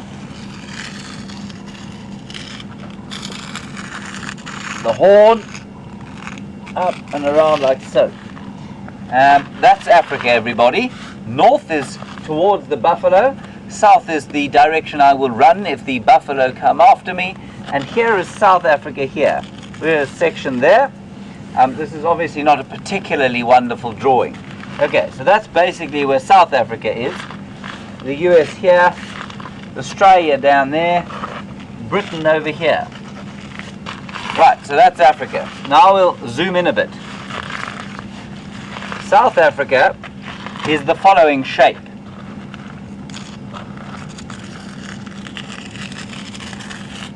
It's Cape Town. It goes along like this, up to Namibia. Something like that. Okay, don't laugh at me, Liam. This bit's a bit higher. There it does something like that. Now the Kruger National, here's Cape Town here. Johannesburg is over here. And the Kruger Park spreads down the side of this part of South Africa like that. Okay, and this is Mozambique over here. And we are sort of in the middle of the Kruger Park there. Right, makes sense? Got that? Right, now I'll bring the scale down even further. I'm not a very good artist, so I must apologize. The Kruger Park is the following sort of shape. It's got a boot out like that, and goes up like that. And this is the Mozambican border here. And the Limpopo River runs like that. Now there are a whole lot of private reserves on the side of the Kruger National Park. Over here, that's the Sabi Sands. That's the Sabi Sands there. There's the Timbavati, or the Manyeleti there, and the Timbavati a bit further, and a few others. The Sabi Sands sits on top of the boot like this, and we're in the middle of the Sabi Sands. This is not actually very well to scale. And then often I'm asked, what is the Greater Limpopo Transfrontier Park? And that's this whole area inside Mozambique, down the sort of length of the Limpopo River. And I think it comes off about there. So all in all, about 3.5 million hectares of land. The Kruger's only 2.2. The Sabi Sands is 60,000. And the little bit where we are, called Djuma, is 1,500 hectares. And that's that little dot over there. So I hope that explains kind of where we are. Please excuse my art. It's not very good. The only comment I ever got in my art classes at school were his work lacks finish. In my opinion, it lacks a beginning. There were some tracks of a big male leopard coming down towards the water, but no sign of him here. Now you can see there's an important lesson here apart from the geography one I just gave you. The buffalo moved off when I got out of the vehicle. Now, the big brave hunters of Africa will tell you that the buffalo is the most terrifying animal in the world. Well, those buffalo that I got out of the car here in front of were no more than 30 meters or 90 feet away. And when they saw me, 5'8" and 67 kilograms of me, they disappeared around the corner. They are not inherently dangerous at all. They are dangerous if they are threatened and if they are cornered. All animals out here will by default move away if they can avoid conflict. And it's such an important thing for us to realize, because we come out here and we tend to be stuck in this paradigm that we're threatened and we need to be a lot of people who come out here and think, well, you've got to go out with a rifle, you've got to go out armed to the teeth with possibly with a cannon on the front of your vehicle. You don't. You just have to understand animal behavior to a certain extent. Yes, there are certainly incidents when animals will behave in an unpredictable manner, and that's why I was very careful when I got out of the vehicle. I didn't just sort of step up to them. But as soon as they realized that I wasn't a threat, they just moved off quietly, and they weren't about to come charging after us. And it's an important lesson, that. So I'm just going to be quiet for a little while. I've been yakking at a great volume, and let's just listen and enjoy the last embers of the day, or the the starting of the last embers as the sun goes down there.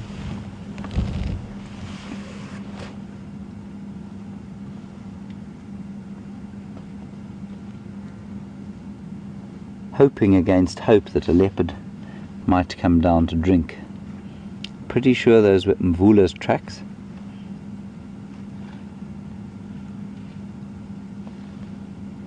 And there's buffalo doing what I like to do at this time of the day, and that's sit and ruminate over life. I don't mean it in the literal sense, of course. I only like to chew my lunch once.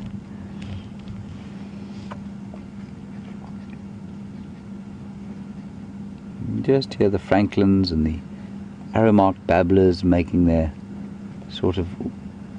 They're all getting around the trees that they're going to roost in as soon as the sun goes down, and they call to each other and chatter away. And the buffalo don't like to move in the heat, so they'll move off and start to graze for much of the night, I'd imagine.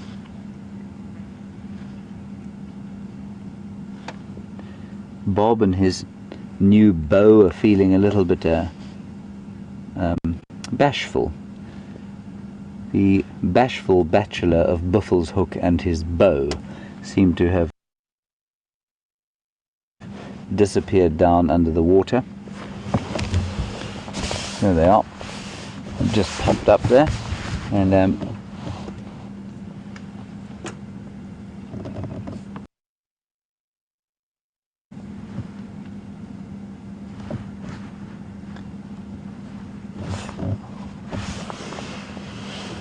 I think we'll leave them to their romantic sunset interlude, and we'll go for a little drive and see if we can't pick up on the tracks. We just sit here a little bit longer.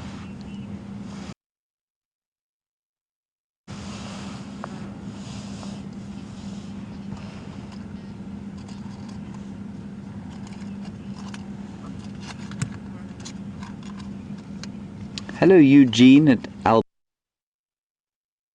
Alberta Plains School. Sorry, not Alberta Plains. From Alberta, Canada, at a school. Eugene, you want to know what the mass of an adult male hippopotamus is. An adult male hippopotamus can weigh up to 2,500 kilograms. Which is absolutely massive. So Eugene at Crawford Plains in Alberta, Canada, 2.5 tons is what a big bull hippo will weigh, and the female's up to 1,000 less sometimes. And can you see those little droplets in the water that looks like rain? It isn't rain. It's not raining at all. Those are just sort of little gas bubbles coming up.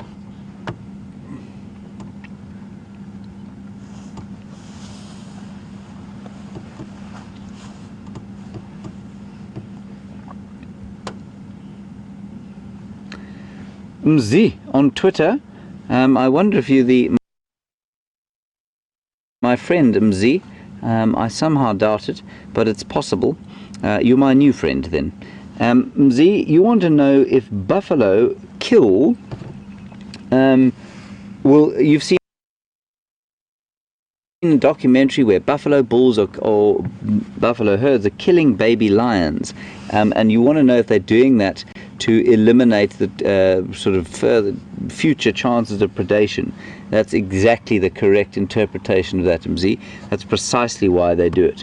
And they will do it to adults too if they can get hold of them, but obviously trampling cubs is a lot easier than taking on a fully grown 180 kilogram male lion.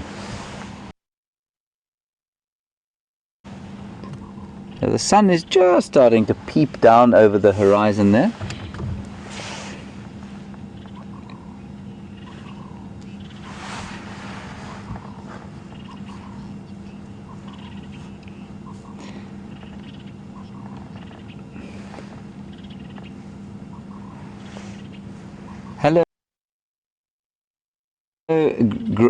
Hello, Gracie at Dayton Children's Hospital. You were aged 8. I'm sure you were aged 7 last week. I wonder if you've had a little birthday. If you have, happy birthday indeed. You want to know if Bob and his new beau might stay here and have babies. They might. I think it's more likely, Gracie, that they will go and join some other hippos in some bigger water where they can get more protection from being in a big group. I am guessing a little bit, Gracie, that the smaller one is a cow or a female, but it's possible that they could settle down in this Buffalo's Hook waterhole and have a little family to themselves. Yes, it's quite possible. Right, we're going to go across to Brent, who seems to have be back with the lions. It's about this time of the day that they'll start to move with any luck, so maybe you'll be lucky and see them on the hunt with Brent. I'll see you just now.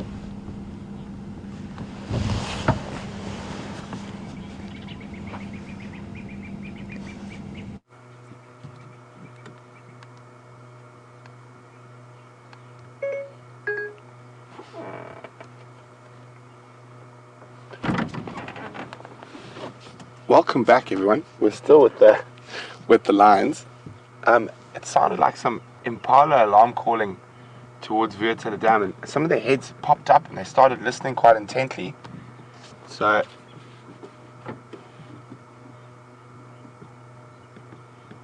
we're just gonna. I was hoping that they might spur some inquisitiveness, but they're slowly losing attention to those impala alarm calling again.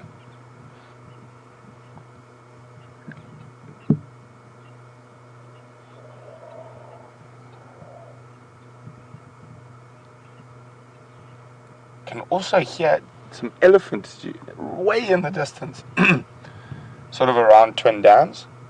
You can hear elephant trumpeting around Twin Dams Road, quite close, I would say, to Gowrie Dam. So zoomies, keep a check out. Maybe if the elephants arrive there, we can let James know.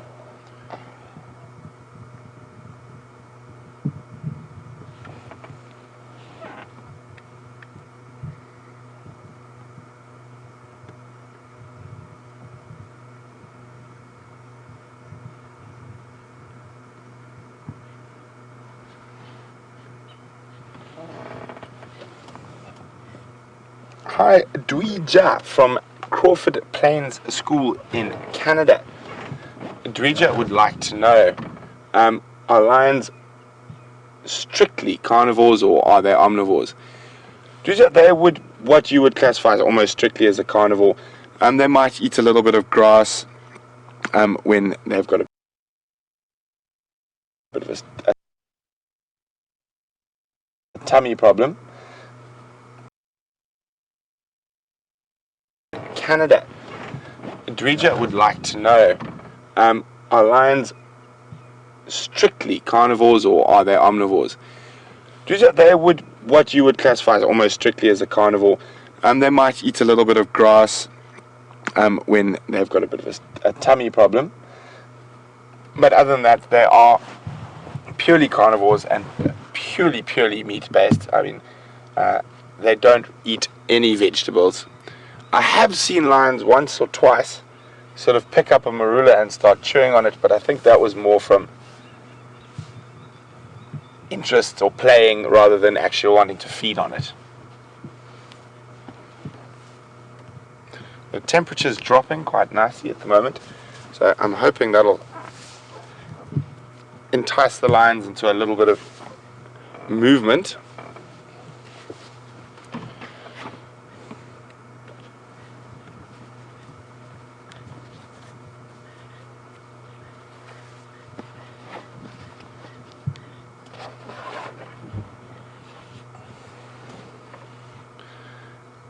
Hi, Lynn, who's contacting us from the Twitter sphere.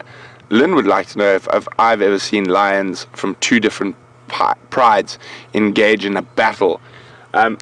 Lynn, fortunately, I've seen it quite a few times. I've seen males fight, which is quite spectacular, different coalitions fighting over territory. And I've seen females fight twice. But it is a really, you can't even describe the noise.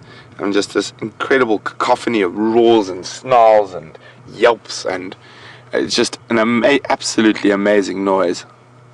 Very, very violent. Sometimes those fights can last quite a while, but generally they're over quite quickly.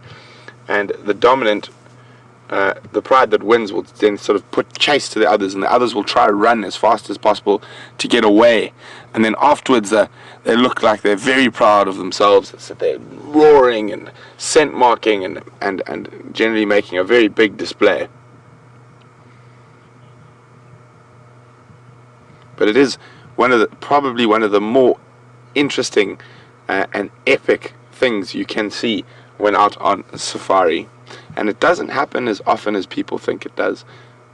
Most of the fighting we witness is between pride members on a kill, or with the coalition members fighting over mating rights to a female. So not quite as vicious as when battling a lion that is unrelated or not part of the coalition.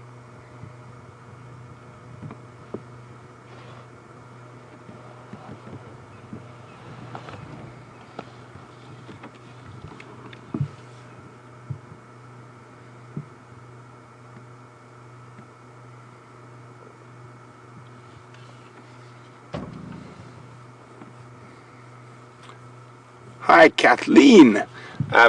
Kathleen would like to know whether the two young females of the Nkuhuma Pride are now old enough to avoid being killed if there was a pride takeover. Basically, the Matimba coalition was to be ousted. I think at the moment they might just be a little bit too young. I think they probably need to be a little bit older to avoid that.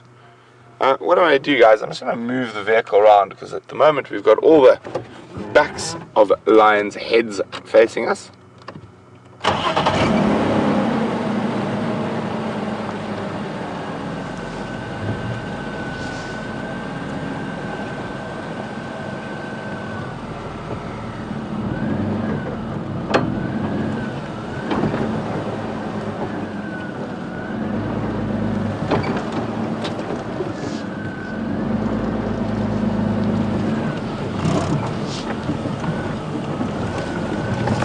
Hi, Nihal and Asad, both from Crawford Plain School in Canada, who's joining us on safari, this sunset safari. Well, both questions are quite related. The first is that they would like to know which is the oldest member of the pride we're looking at the moment, and how long do lions live for. Well, the oldest member will be one of the big lionesses, and it's very difficult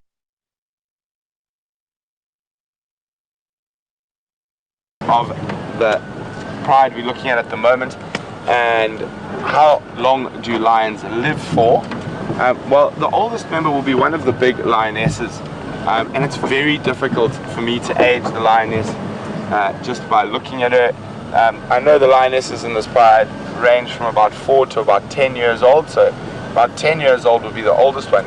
The easiest one to age is the young male, who is affectionately known as Junior, and he is just under 3 years old.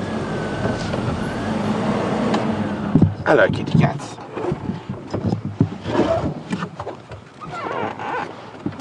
So they seem to be a little bit more tolerant of me than James. They don't give me that terrible death stare that they seem to have given James the other morning.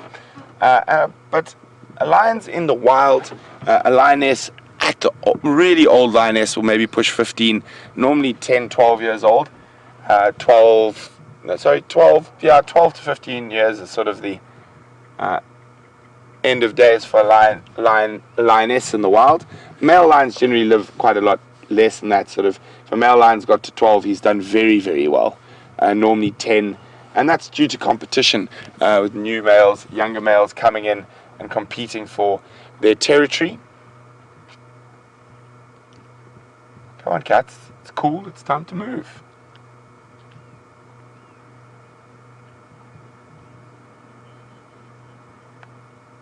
They are exquisite animals. So pure power and all that latent energy build up in those muscles. You can imagine the amount of power that is within them, even though they are quite sleepy at the moment.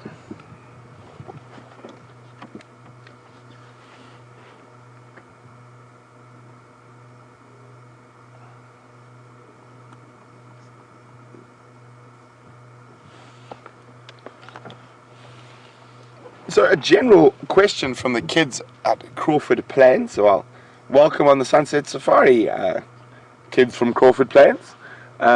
They would like to know, why do the lions lick each other?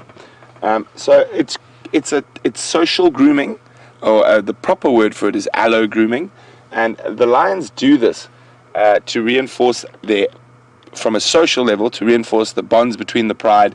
Because when they eat, they are they lose all their manners, and they beat and snarl and absolutely give each other the gears. But so in quiet times like this, that's very important for them to lick each other to reaffirm those social bonds. And then obviously from a cleanliness point of view, it helps with ticks and fleas and other parasites. Just a little bit of cleaning, and the other lions can get to the spots that you can't get to.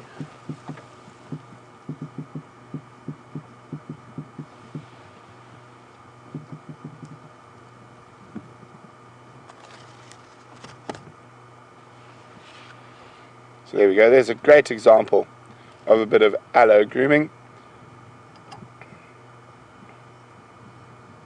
So a lion's tongue is like sandpaper. It's very rough and raspy. So it will help remove some of those pesky fleas and ticks. And there we go, perfect timing. So when you see a lion doing that, she's actually using those tiny little front incisors to remove possibly a tick or a nest of fleas.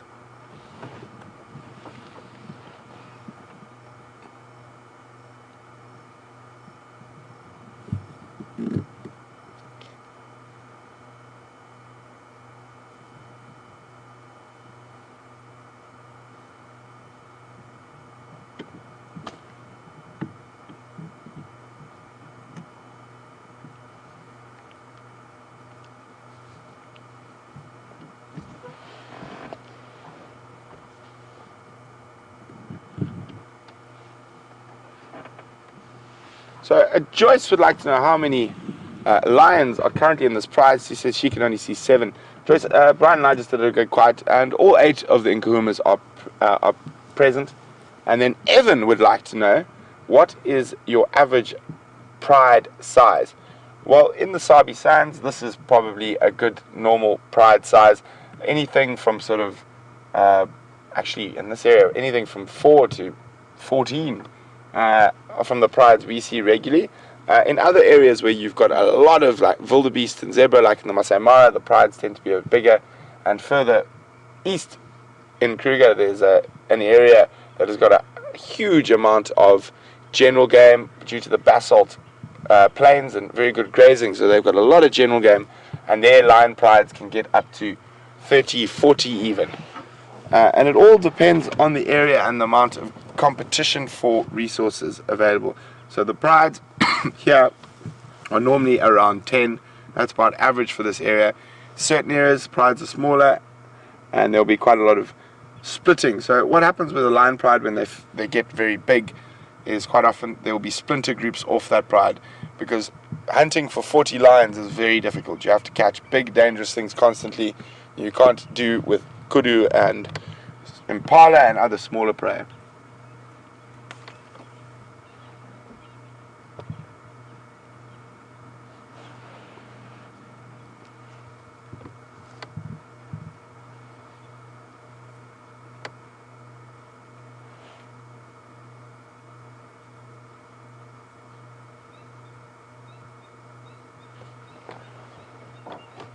I'm just going to grab the Game Drive channel for a second.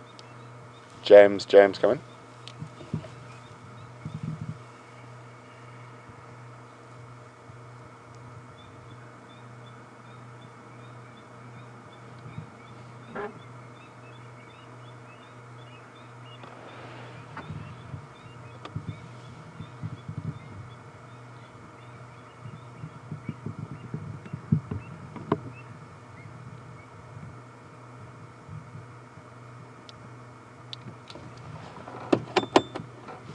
Alright, so I can hear some more alarm calls.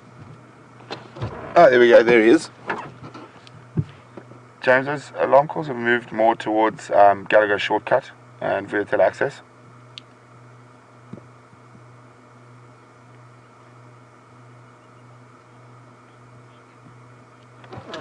So I can hear some alarm calls. So James is in that area. He's going to move to that area to see if there's possibly a leopard or something else there.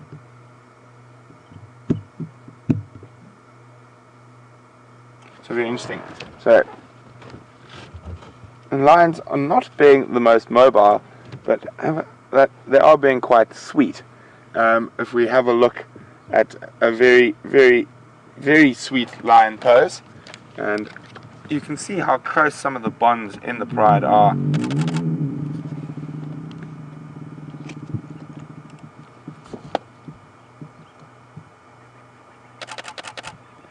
Nothing like using one of the other members of your pride as a pillow.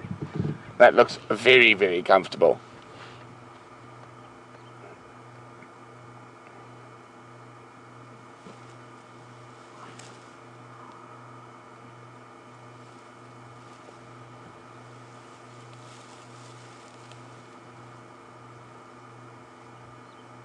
It's amazing. They look so cute and serene at the moment, but they can turn into bloodthirsty savages in a matter of seconds.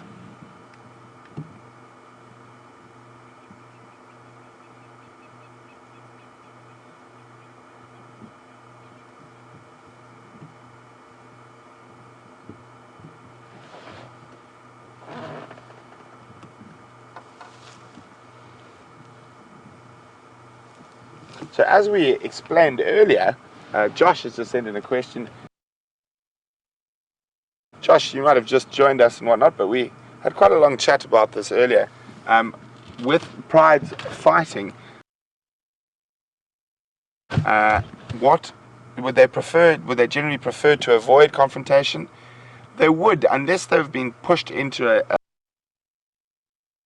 a position where they really need to take over new territory, or they feel that they're being pushed by the other pride. That is when they will actually fight. Normally there's quite a lot of posturing, so roaring and scent marking and making noise, and most animals will try avoid going into a really big fight, because obviously there's a risk of injury, and obviously that will affect that animal's chance of survival. So generally they will avoid, but when push comes to shove, they will definitely get involved in a serious fight.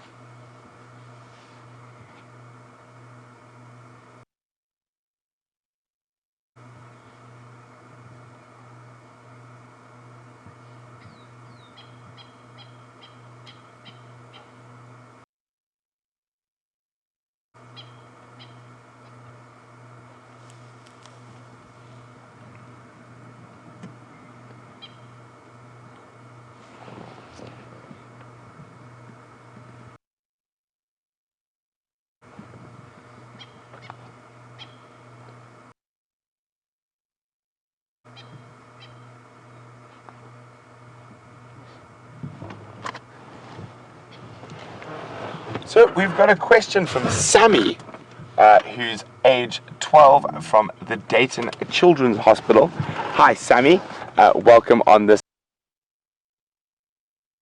Sunset Safari. I hope you're having a good time so far, Sammy. Sammy would like to know if there's ever a case where lion prides will join together and become friends. So as I was referring to a little bit earlier, Sammy, sometimes when lion prides become very big, they split off into little groups, and then maybe sometimes in the future those will join together, so they already know each other, but even then they're not really friends for the first while. They've got to get to know each other. But what's very interesting with boy lions, so we've got one right here, Junior, who's getting to a stage now where he's going to be chased away by his daddies, because it's better for him to go find his own area. So he will often wander around, and he might find another boy lion who that's happened to, and another one, and they'll join together and form something called a coalition, and then they'll be friends, and then they will actually go take over things together. So I hope that helps explain when lions can become friends. Thanks very much for that question.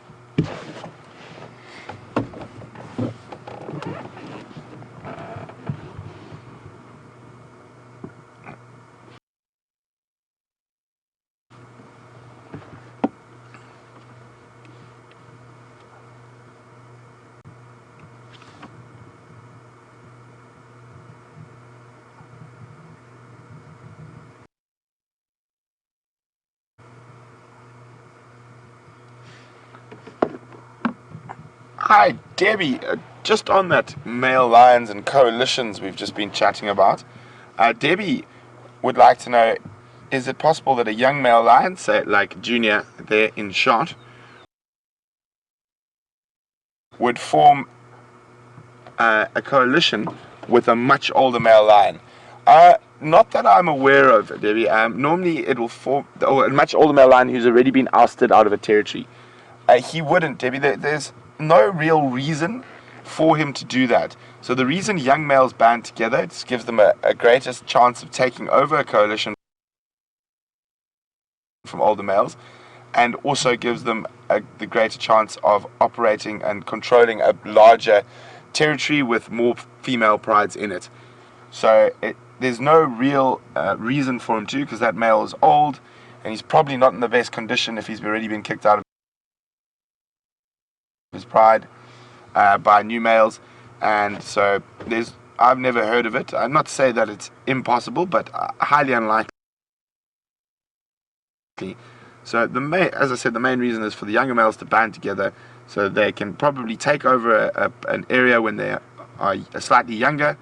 That means, and if there's a large coalition like 5 or 6, they can stay in charge for longer and over a large area that holds multiple prides. With an old male doesn't really offer them any benefit in teaming up with.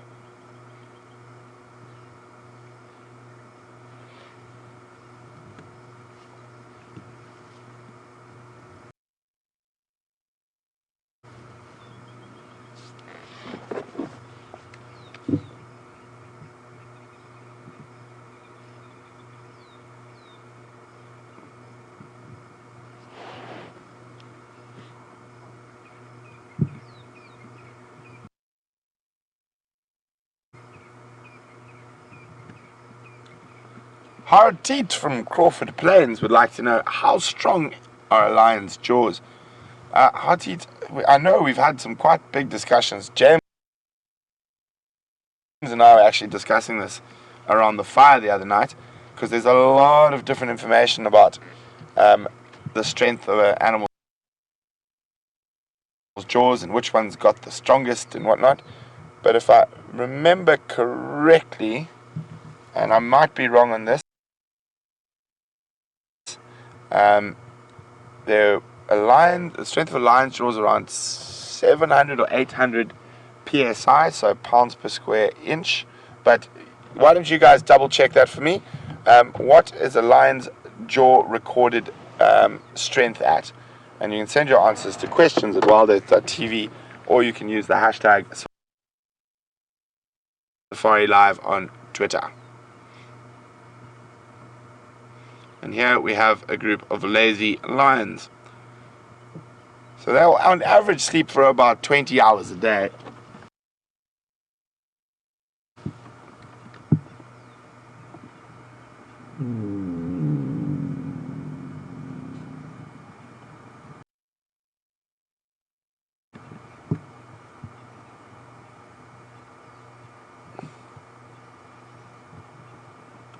Hi, Dennis.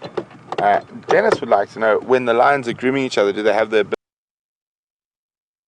ability to remove the tick and to remove the ticks that are on them? They can dislodge some of the ticks and generally the ticks that are moving along. But while these lions are doing little to nothing, we're going to cross back to Commander Bond, who was following up on those Impala alarm calling we could hear around quarantine And we'll stay here with the lions, make sure they don't move anywhere, and be back with you a little later.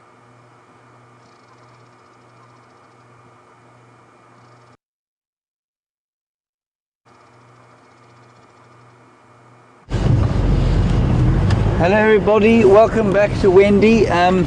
We are busy thrashing through the bush here. There have been some alarm calls. We're around the Vuyatela Dam and I found some female leopard tracks. It's too dark for us to be going out on foot, so we're just coming to look through this area. We've been following some alarm calls coming down. The camp is just to our right and we can actually hear some francolin in their alarm calling. So we're just going to follow the line of the camp and hope that maybe she pops out in front of us.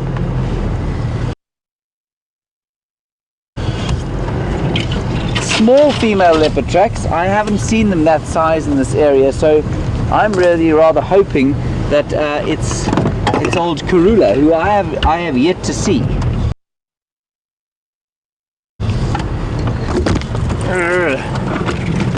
So we're just going to follow the line of the little fence that runs along this camp. Watch out, Viam, otherwise you will be left upon that buffalo thorn.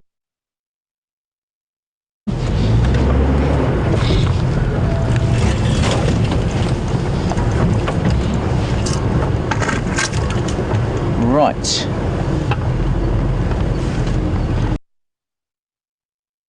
Apparently Viam tells me that she's really very good at getting into the camps if it is her. But there's definitely a female leopard around here somewhere. And it would be just very special indeed to see her.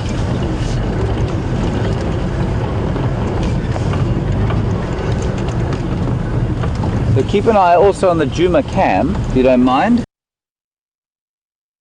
Just in case she doesn't pop out in front of us. And keep looking behind us, of course, as well, just to make sure she doesn't sneak, pull a sneaky.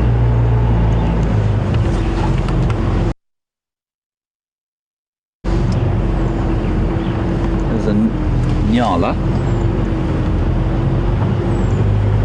Just going to stop and listen here.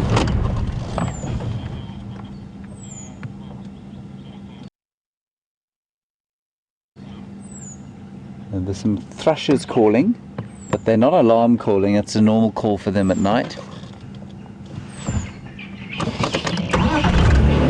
Nope, nothing just yet. No obvious tracks here.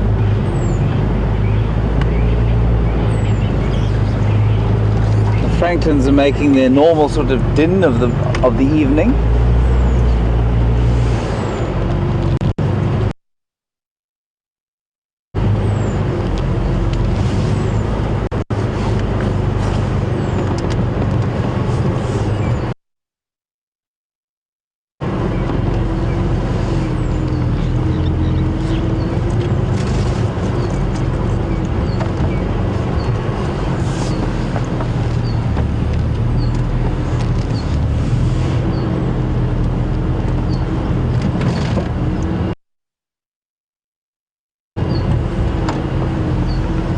Hello Angela in Boston. While we look for what is potentially Karula, you want to know how is Shadow first of all and her cub second of all. Shadow, Brent saw, I think yesterday morning he saw her, not with the cub, and you're a bit worried. You say, has she kicked the cub out and will he be fending for himself? The answer is no, he won't just yet. He will start to spend less and less time with her, but he won't have been tossed out just yet. So I don't think he's been thrown out. I mean, we haven't seen them for a while properly, you're right. They've been hanging out in some very thick bush, and also onto Arathusa quite a lot, where it's quite difficult to track them. So no luck just yet, but it was a very fresh track that we were on. I'm very tempted. I think we'll go around on the road behind, as long as you all keep an eye out on the dam cam.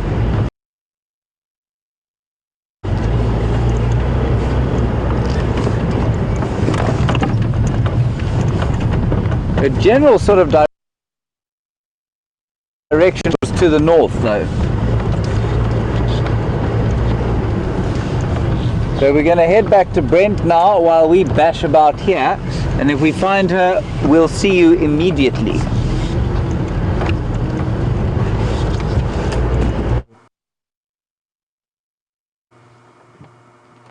What flight?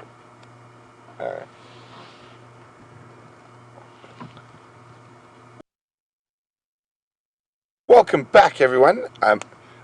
I think hopefully James has more luck tracking the leopards than I've had today. And that was in the area where I went walking, where those alarm calls are at the moment. So a little bit frustrating for me, but I wish him the best luck in finding you guys a leopard. And I can't really complain. We've got to sit next to these lions in the most exquisite late afternoon light. And even sleeping lions are awesome.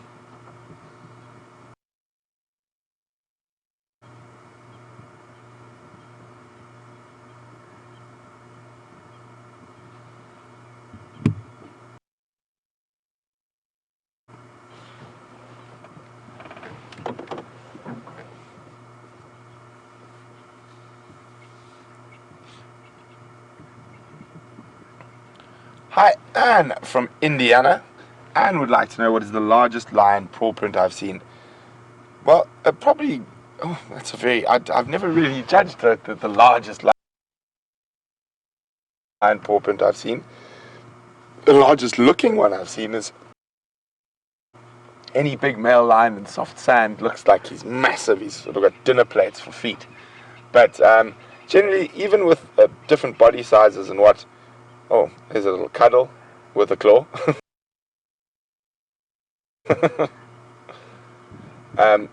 Even with body size being different and whatnot, there obviously is slight variations in the feet, but nothing hugely major once a male lion is an adult.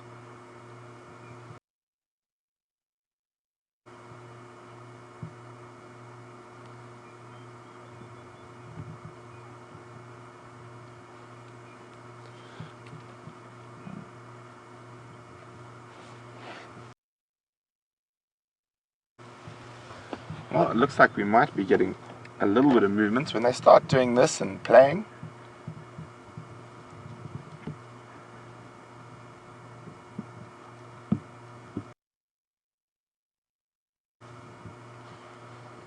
Hi, Laura in Michigan. Laura would like to know whether lions and leopards purr with content like domestic house cats. They do not, Laura. And this is due to the hyoid apparatus, which I've spoken about a little bit before. So a hyoid apparatus is a bone at the base of the larynx. And in domestic cats and cheetah and other of the smaller cats, that bone is solid. So in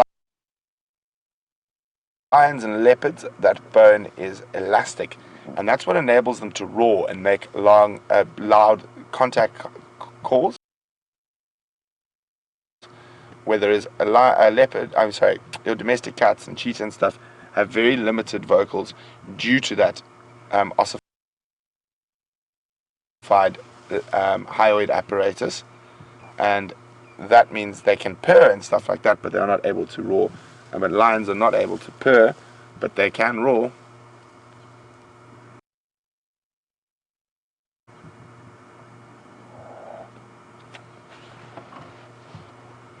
Come on, kitty cats, time to get moving.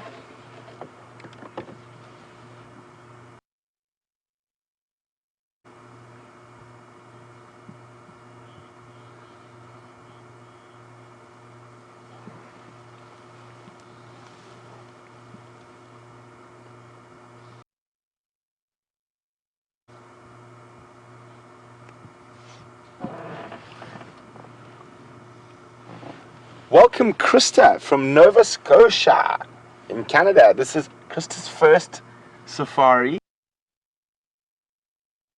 with us on WildEarth, so very, very warm welcome to you. And what a wonderful safari to start on. And Krista would like to know, what's the history behind the name of the Nkuhuma Pride? Well, Krista, Nkuhuma is the word for a tree, a very particularly beautiful tree that we get in this area. It is called a brown ivory tree, and the guides in Nkuhuma, when they first found this pride, they were resting under a very big brown ivory tree, and therefore that's how they got the name, the Nkuhuma Pride. So brown ivory is actually also one of my favorite trees in the area. Very, very beautiful trees, and if you watch a few more drives, I'm pretty sure we'll definitely show you one. Oh, here we go. So here we go. A lot of this grooming, getting up, lying down again, is a sort of a precursor to a bit of movement, we hope. Sometimes they decide to not listen to what we're saying and sleep much longer than we think they're going to. But let's have a little wager, everyone. We've got about half an hour, 25 minutes left. So what time? So it's 5:34 here. If the lions move, what time do you guys think they're going to move?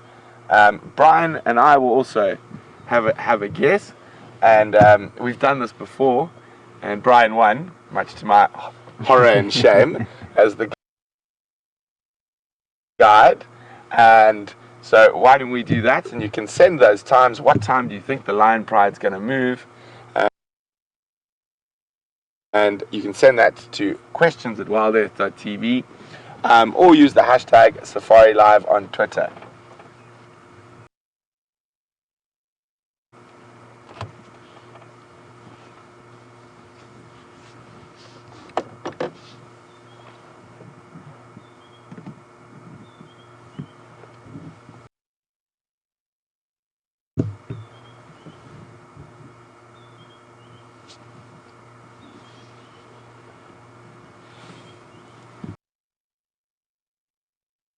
Hi, Marianne from the Strand in the Western Cape. Marianne would like to know, what is the purpose of those white markings under a lion's eyes? Well, really good question, Marianne. We discussed why a cheetah has dark markings under its eyes on Fireside Chat last night. Now, this is the complete opposite to a cheetah. So a cheetah, being active during the day, needs a dark patch under its eye to try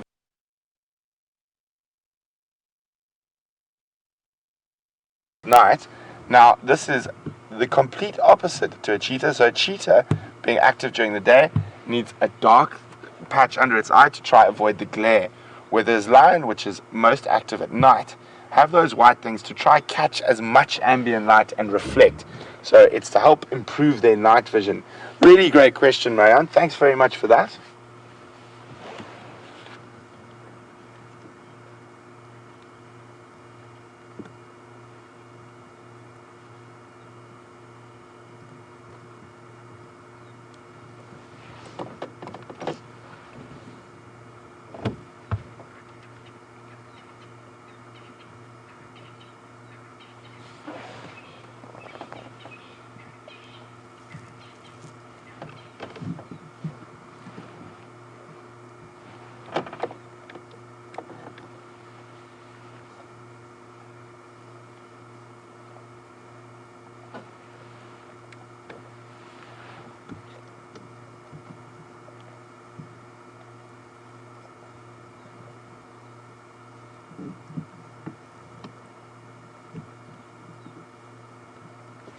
Well, thanks very much, Carol from Atlanta.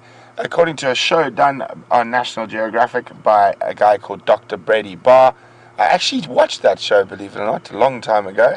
A lion's bite pressure is 600 pounds per square inch. And a lot of other people sending the answers in. Thank you very, very much for those as well. But there we go. Lion's bite pressure, 600 pounds per square inch.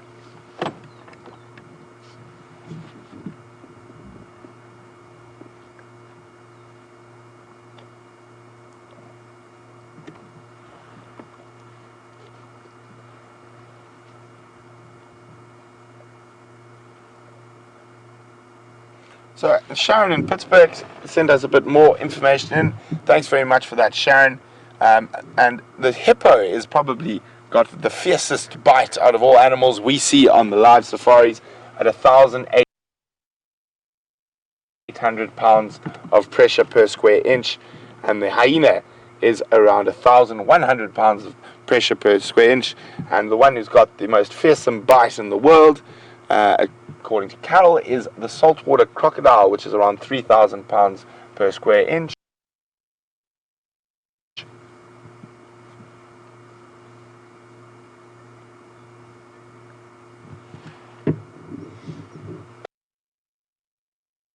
Come on, ladies. Time to go get dinner. What time's your guess? Oh. What time's your guess?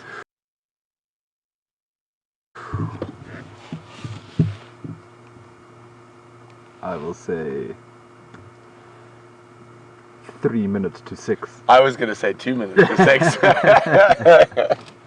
just to play with our old friend Murphy.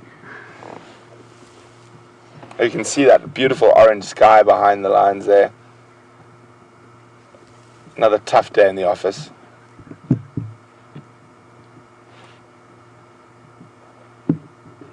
But I can't be so close to you. I'm going to have to change. I should have gone first. I will go at 8 minutes to 6.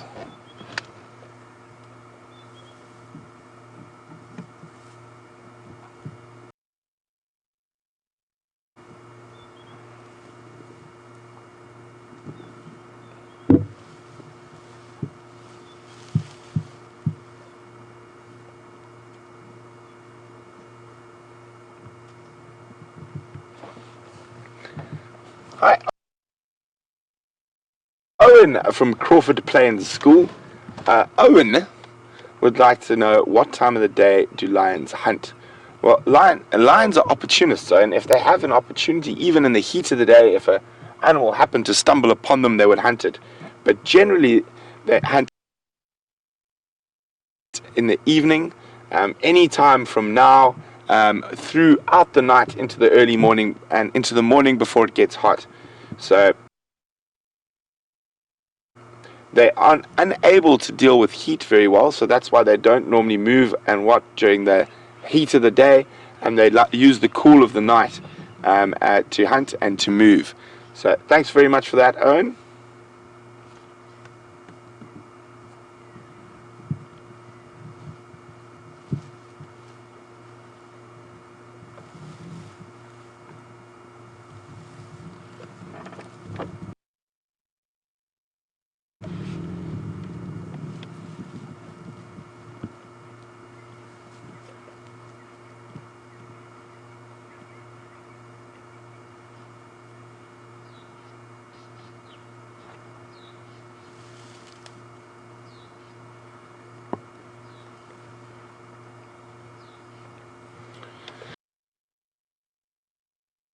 Hi, Charlie. Charlie would like to know, how do you protect yourself from a lion if you are in the village? What would you do? Would it be vigilance? Oh, come on. Oh, nice stretch. Come on, wake up, everyone. Time to go. Well, Charlie, vigilance is obviously the most important thing. Also, one of the most important rules in the bush is never run, because then you act like something that can be eaten. So make a lot of noise, bang pots and pans together if you've got pots and pans, or scream and shout. And most importantly, don't sleep out in the open at night. Sleep indoors behind a barricade or in a hut or even in a tent, because they're not unable to see the movement through a tent wall, so they will pretty much ignore tents. And then Sharon from Costa Rica would like to know how many villages are around us here. Are there a lot of villages, a lot of people? Can I just give a brief breakdown of the surrounding area? So, Sharon, to our east, our the eastern boundary of the Sabi Sands Game Reserve is the Kruger National Park. So that is open wildlife, and to our north is the Manyeleti Game Reserve, so another big game reserve with no fences between any of these. And then to our south is the rest of the Sabi Sands. So in this area we have villages to our north. Closest village to us is probably Dixie. There's a couple. There's Dixie, there's Utah, and then the bigger one is Hluvukanye. And these are very much small traditional villages where people have plots of land where they grow some subsistence crops. There'll be cattle, goats, chickens, and everyone lives a relatively basic life. So water will have to be collected from a central tap and brought through to the homestead for washing and for bathing, and quite often the rivers will be used as places to wash clothes and that, and then also firewood will be collected from the bush. There will be, in the day it's changed, but the young boys after school will go look after the cows and the goats, and generally what I've noticed recently is the grandfathers also do quite a lot of looking after cows, and you'll see the old men walking with his cows. And cows are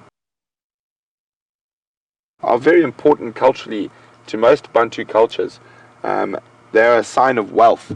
So, I mean, even in marriages, and this happens on it every day out here, if you would want to marry someone's daughter, you have to pay something called a lobola.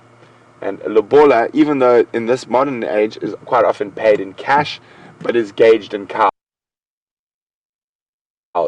So how many cows are you going to give me for my daughter? And daughters can range from anything from 20 cows to 1,000 cows, depending on her social ranking and status and family and whatnot. So quite interesting. But generally in the villages there will be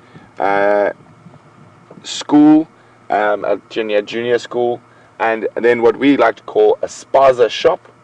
And a spaza shop is basically a little shop you can get everything in. So soap, rice, tea, coffee, condensed milk, sweets, paraffin lanterns, paraffin, Tupperwares, washing powder. I've seen some very strange things in spaza shops through Africa over my life that you would never expect to be in such a place. And then normally there is a butchery / bar. For some reason they always seem to be tied together. So you have a bar / butchery where you can get drinks and some meat. I hope that gives you a slightly better idea about the village, the villages around us. What I can do, I will try to do sometime the next time I go through there, I'll take some photographs and I'll post them on Twitter.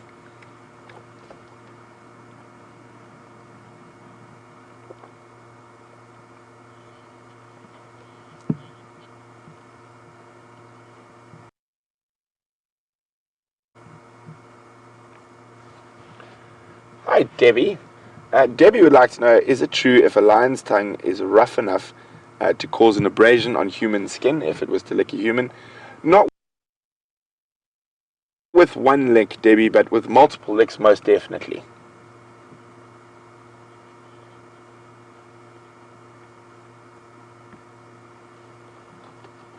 Sorry guys, I just need to get back on the Game Drive channel for a second. I'll be back with you now. So enjoy watching that unbelievably beautiful scene of these lionesses grooming each other. Lee, coming.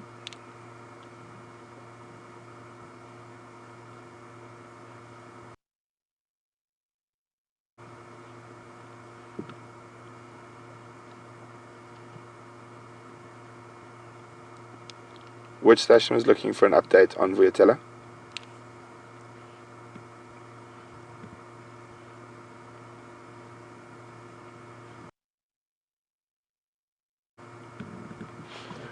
Well, it seems like they don't want to know where the lions are.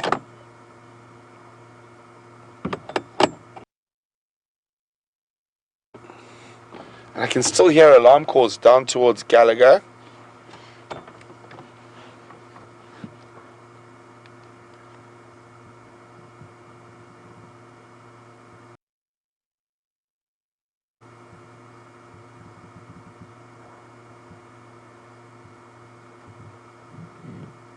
So that lion can hear that kudu alarm calling. So Sandy and Lynn say the lions are going to get moving at 10 to 6, which is in 3 minutes. And Curious One and Jimelin say 5 minutes to 6. Brian says 3 minutes to 6, and I say 8 minutes to 6. So let's see. As I'll watch here, now that she's heard that alarm call, I think 10 to 8 minutes might be the right one.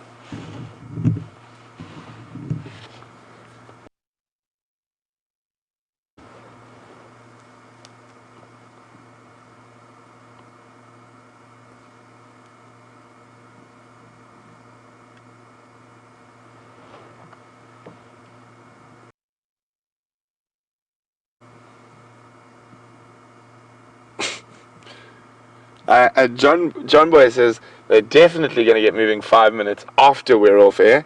I think John Boy might be right. Most likely. Most likely. I'll try to be optimistic. Well, at giving us 3 minutes to watch lions moving. So we'll sit here and keep a close eye on the clock and the lions, and we're just going to cross across to Commander Bond for a little bit. We'll be right here with the lions, waiting to see when they move.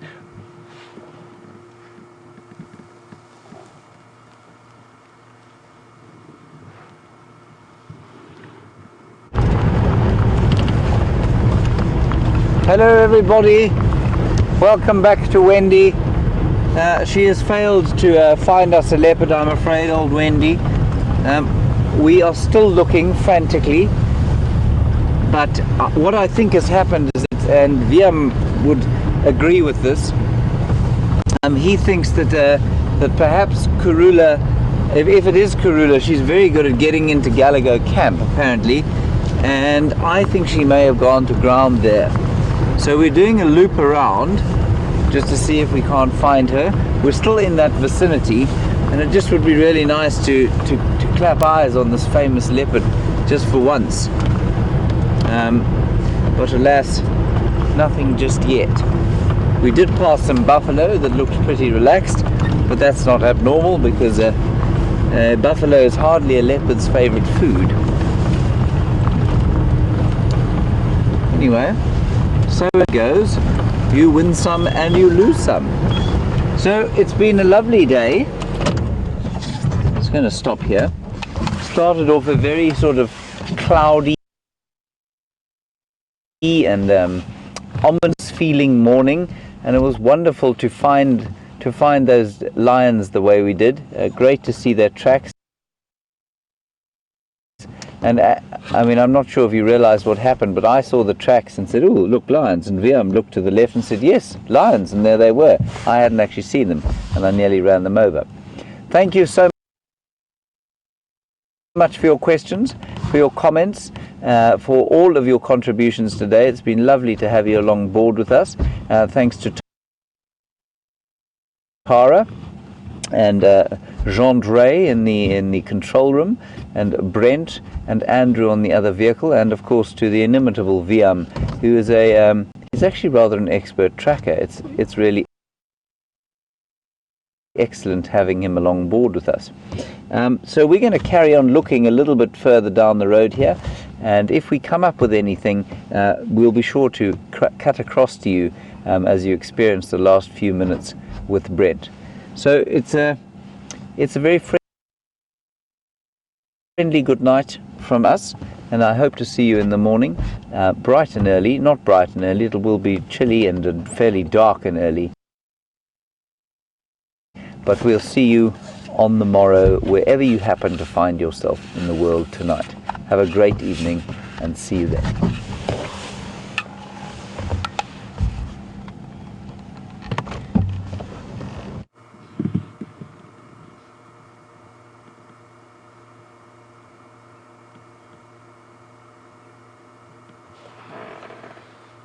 Well, welcome back. As you can see, we are still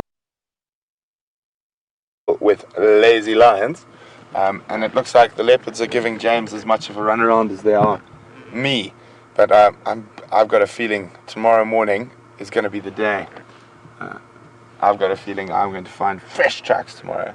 But in the meantime, we can look at lions that are moving almost not at all. So that little bout of grooming was very short.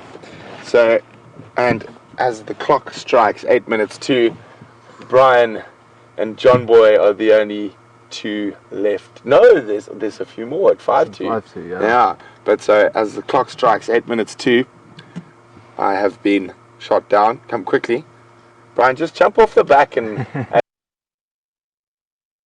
and run quickly, and then I'll win. I'll pull one's tail.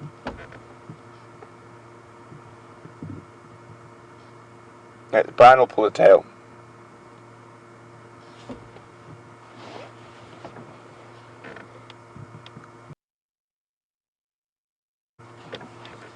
Hi, Kathy in Florida. Kathy would like to know what is the closest I've ever been to a lion. Well, Kathy, that's quite an interesting question. Whether it's on a vehicle, I've been probably less than 30 centimeters from a lion. On foot, with wild lions, the closest I've been charged with a charge stopped was probably about 2 meters. And then I've worked and filmed with Kevin Richardson. So there I've actually been wrestling with a lion. Cub, it was. I wouldn't wrestle with one of the big ones. I'm not as brave as Kevin, and I don't have that relationship he does with those animals. So with one of the little cubs, I have physically had to push it away from the camera I was filming at, because it decided that our tripod legs needed to be attacked, and including that, not only the tripod legs, our legs. So that took a bit of swatting and pushing to try to keep the lion cub from knocking over the camera and ruining our shot, while Kevin was sitting talking with another lion cub. And the closest I've been to wild lion is I actually have touched wild lions, but while they've been sedated. And the closest to a semi-awake wild lion happened to be on one of those research things. The vet darted the lion. The dart went, in vet terminology, subcut, which means subcutaneous. So it went just under the skin, so the full ketamine injection did not go into the muscle. So it was a bit drowsy, and it started moving towards an incredibly big thorn thicket. And if she had gone to sleep inside the thorn thicket, getting her out to do her blood work and stuff, and there would have been very difficult. So I leaped off the vehicle and grabbed her by the tail and tried to pull her out of the thorn thicket before she did, but she was quite inebriated at this stage, so she did growl a little bit, but she was semi-comatized. And that's, so I've been lucky enough to be very close to lions in a lot of different situations.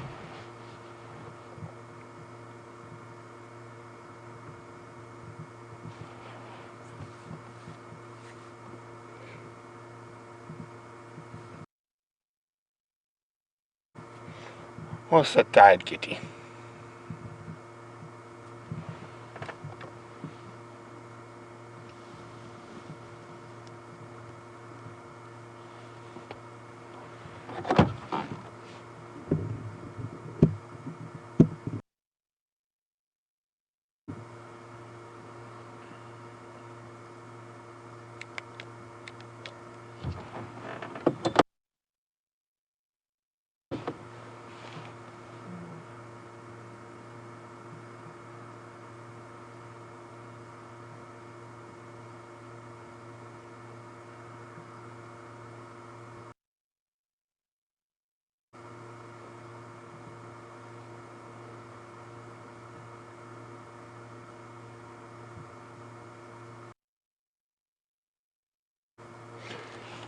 So Matthew, who's 9 years old, from the Dayton Children's Hospital in Ohio, Matthew would like to know if one lion from this family picked a fight with another lion from another family, would the family help? Most definitely. That is one of the main reasons why lions are in prides, is so they can control a bigger area and keep the other lions out as competition. But normally the picking of the fight would be done as a group. They wouldn't really go as an individual, they go as a gang. So a gang of lions would go pick a fight with another gang of lions. But so most definitely they would help each other out. Well, thanks very much for that, Matthew. So guys, it's been a really interesting sunrise and sunset safari for us here at WildEarth today. It's been quite frustrating for me. It always is when someone else finds cats before me. But I'm very happy James did. And hopefully those leopards stop giving us such a hard time. We had tracks, so that's really positive. We know there are leopards around. Now it's just finding them. And I don't know what. I'm convinced that female can fly. Had her tracks, and then got to a nice big sandy patch, and they were gone. So I think we're still dealing with flying leopards here, but hopefully there's a lot of kryptonite in the ground tomorrow, and the leopards stay on the ground, and we can follow their footprints. So it's been an absolutely fantastic day out here. From Brian and myself on Jigger, it's been great having you with us, and thank you to everyone in Final Control as well.